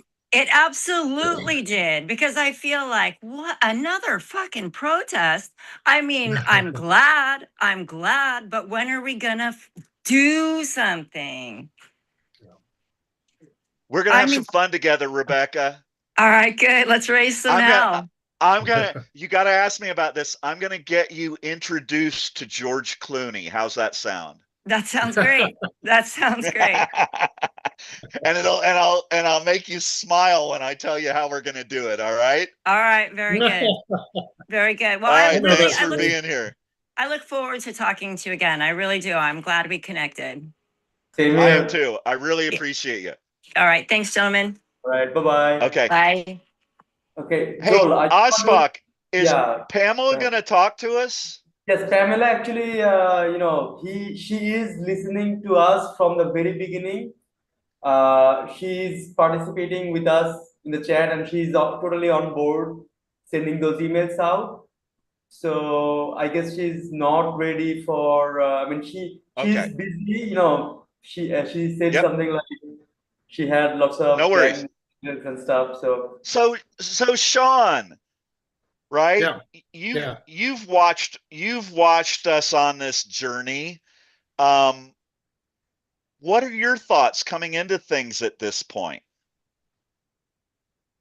Coming into this, I mean, I'm so overwhelmed with getting ready for my event on the 21st that I'm here more to lend emotional support and to lend a little bit of energy where I can. But I think it looks like you got something moving here, so that's good. Okay, that's a long time coming. Yeah, yes, it is. Hey, also, I agreed to donate some money and some effort towards what you're working on. So make sure you reach out to me so that we can do that in a timely manner. And do it. We need to talk. Yeah, we do. So we'll chat after this, I guess. Yeah. So I did all of that stuff. So I'm going to do one last thing. We're just going to experiment with this and try to pull this off. So I'm a big fan of quotes, and I've been searching for, in conjunction with that, I've been searching for influencers, because I feel if I can get one influencer who has a decent sized audience here to listen and pay attention, I believe it could flip the switch and blow this thing wide open.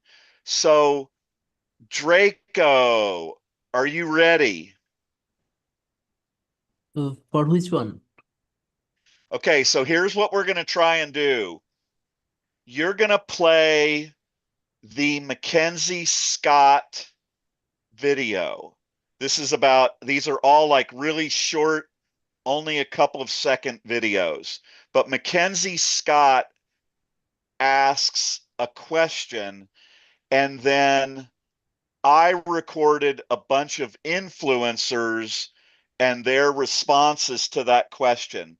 And because the question has a little bit of nuance to it and a little detail, and you'll obviously know that this is an AI generated Mackenzie Scott, but we're going to play Mackenzie Scott's question over multiple times, and we're going to have about 8 influencers give you their response to Mackenzie Scott's question, and we'll see how this all works. So go ahead, Draco. Give us Mackenzie, then pro-democracy citizens and women regarding establishing online citizen-led democracies and the international or national online democratic women's nations.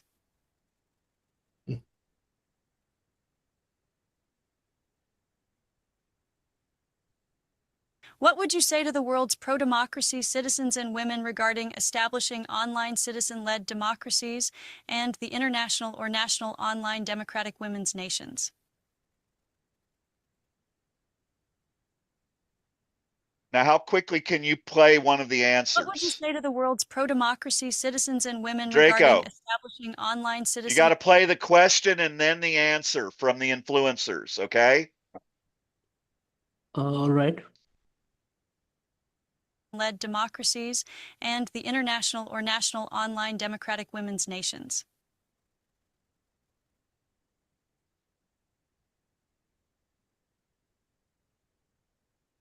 The content. Now, Joel, I'm a bit confused about influential videos. Okay, so I'm going to keep talking. So Ashfaq, can you work with Draco a little bit? The idea is to have Mackenzie Scott ask the question and then have one of the influencer videos that answers it. And then have her ask the question again and then have the next influencer answer it. Okay. All right. So if you can work with him on that and let us know when you're ready. Button Up, can you tell us where you're from? You've been commenting in here.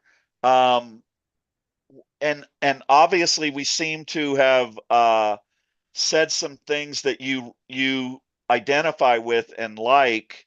If you're talking about carrying flyers with more info for those curious. I mean, at the No Kings March, that is, I mean, it could be as simple as that, right? Even if you can't get an organized email campaign, you could just simply do something where Indivisible could announce, we're trying to do an email campaign. We've got flyers up here with the email address and the message, and everybody here can pick one up. There's just so many ways that we could accomplish something like this. And so, you know, I'm really hoping that we will continue this this transition towards working on this.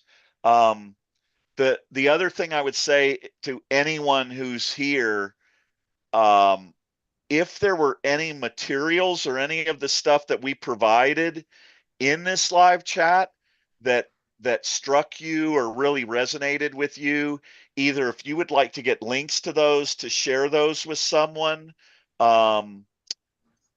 or if you just want to let us know what resonated, because we always want to try and be doing stuff that makes a difference. So what do you think, Ashfaq? Can Draco try this again? Yeah, he says he's ready. Let's see. So Draco, share your Okay, screen. there might be a little pause as he transitions back and forth between them, but I think you'll really like some of our influencers. Don't let anybody tell you you're not enough. I tell people all the time, you may not do politics, but politics will do you.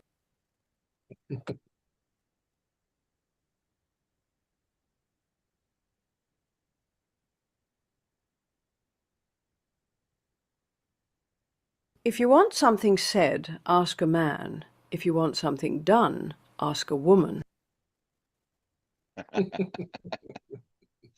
So this is all about a woman with what a would voice. Go ahead. A woman with a voice is by definition a strong woman. We're trying to encourage the women of the world to unite online democratically. If you don't see a clear path for what you want, sometimes you have to make it yourself.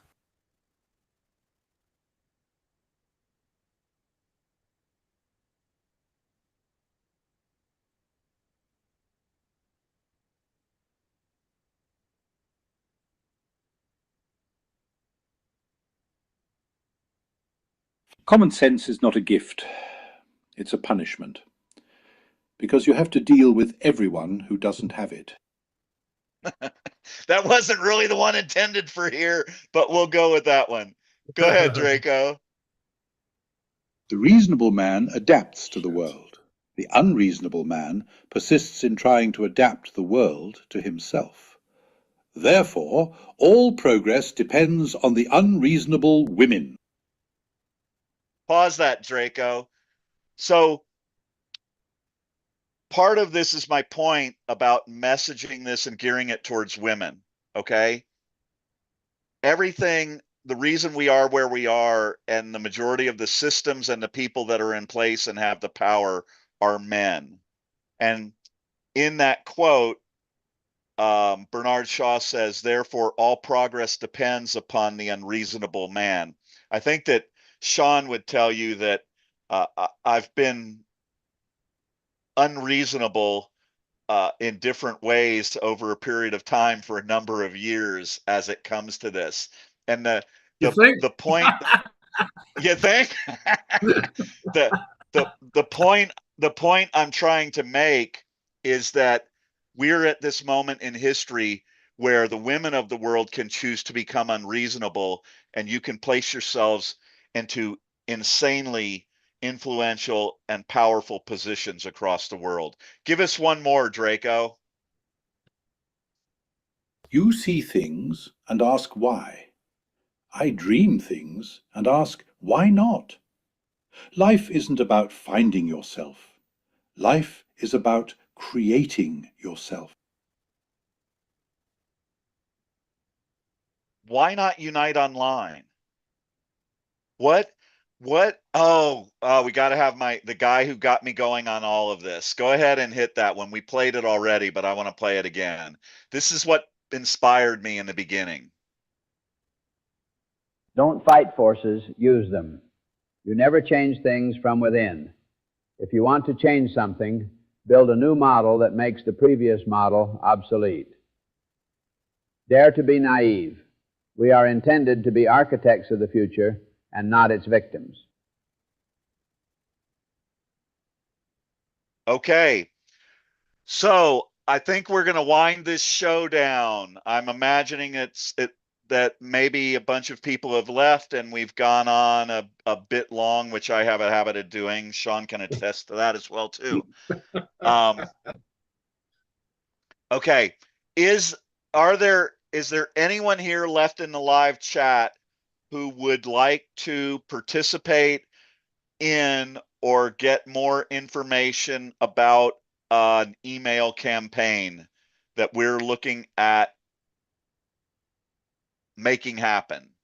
If anyone here, if you're either interested in being in one in the future, you can put your email address and say future, or if you're interested in it at present, you can put your email or you can just say present. But otherwise, we're going to bring this chat to an end. And I think, hey, Sean, are you available to stick around for a little bit? I think go ahead. Yeah, go ahead. So I think what we would do is, Ashfaq, can you get Sean a link to a new Zoom chat if we end this one and close all of this out? Yep. So I'll send him that. So are we closing this live? We are. All right. So everybody who watched this show, thank you so much from the bottom of our heart. See you on our next show. Monday, 11 o'clock. Be there, be Monday, square. 11. Yep.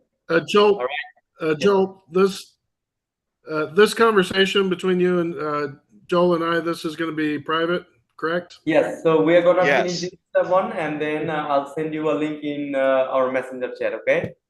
Okay. Thank you so much. All right, man. Good seeing you, Ashfaq. All right. It's okay, man.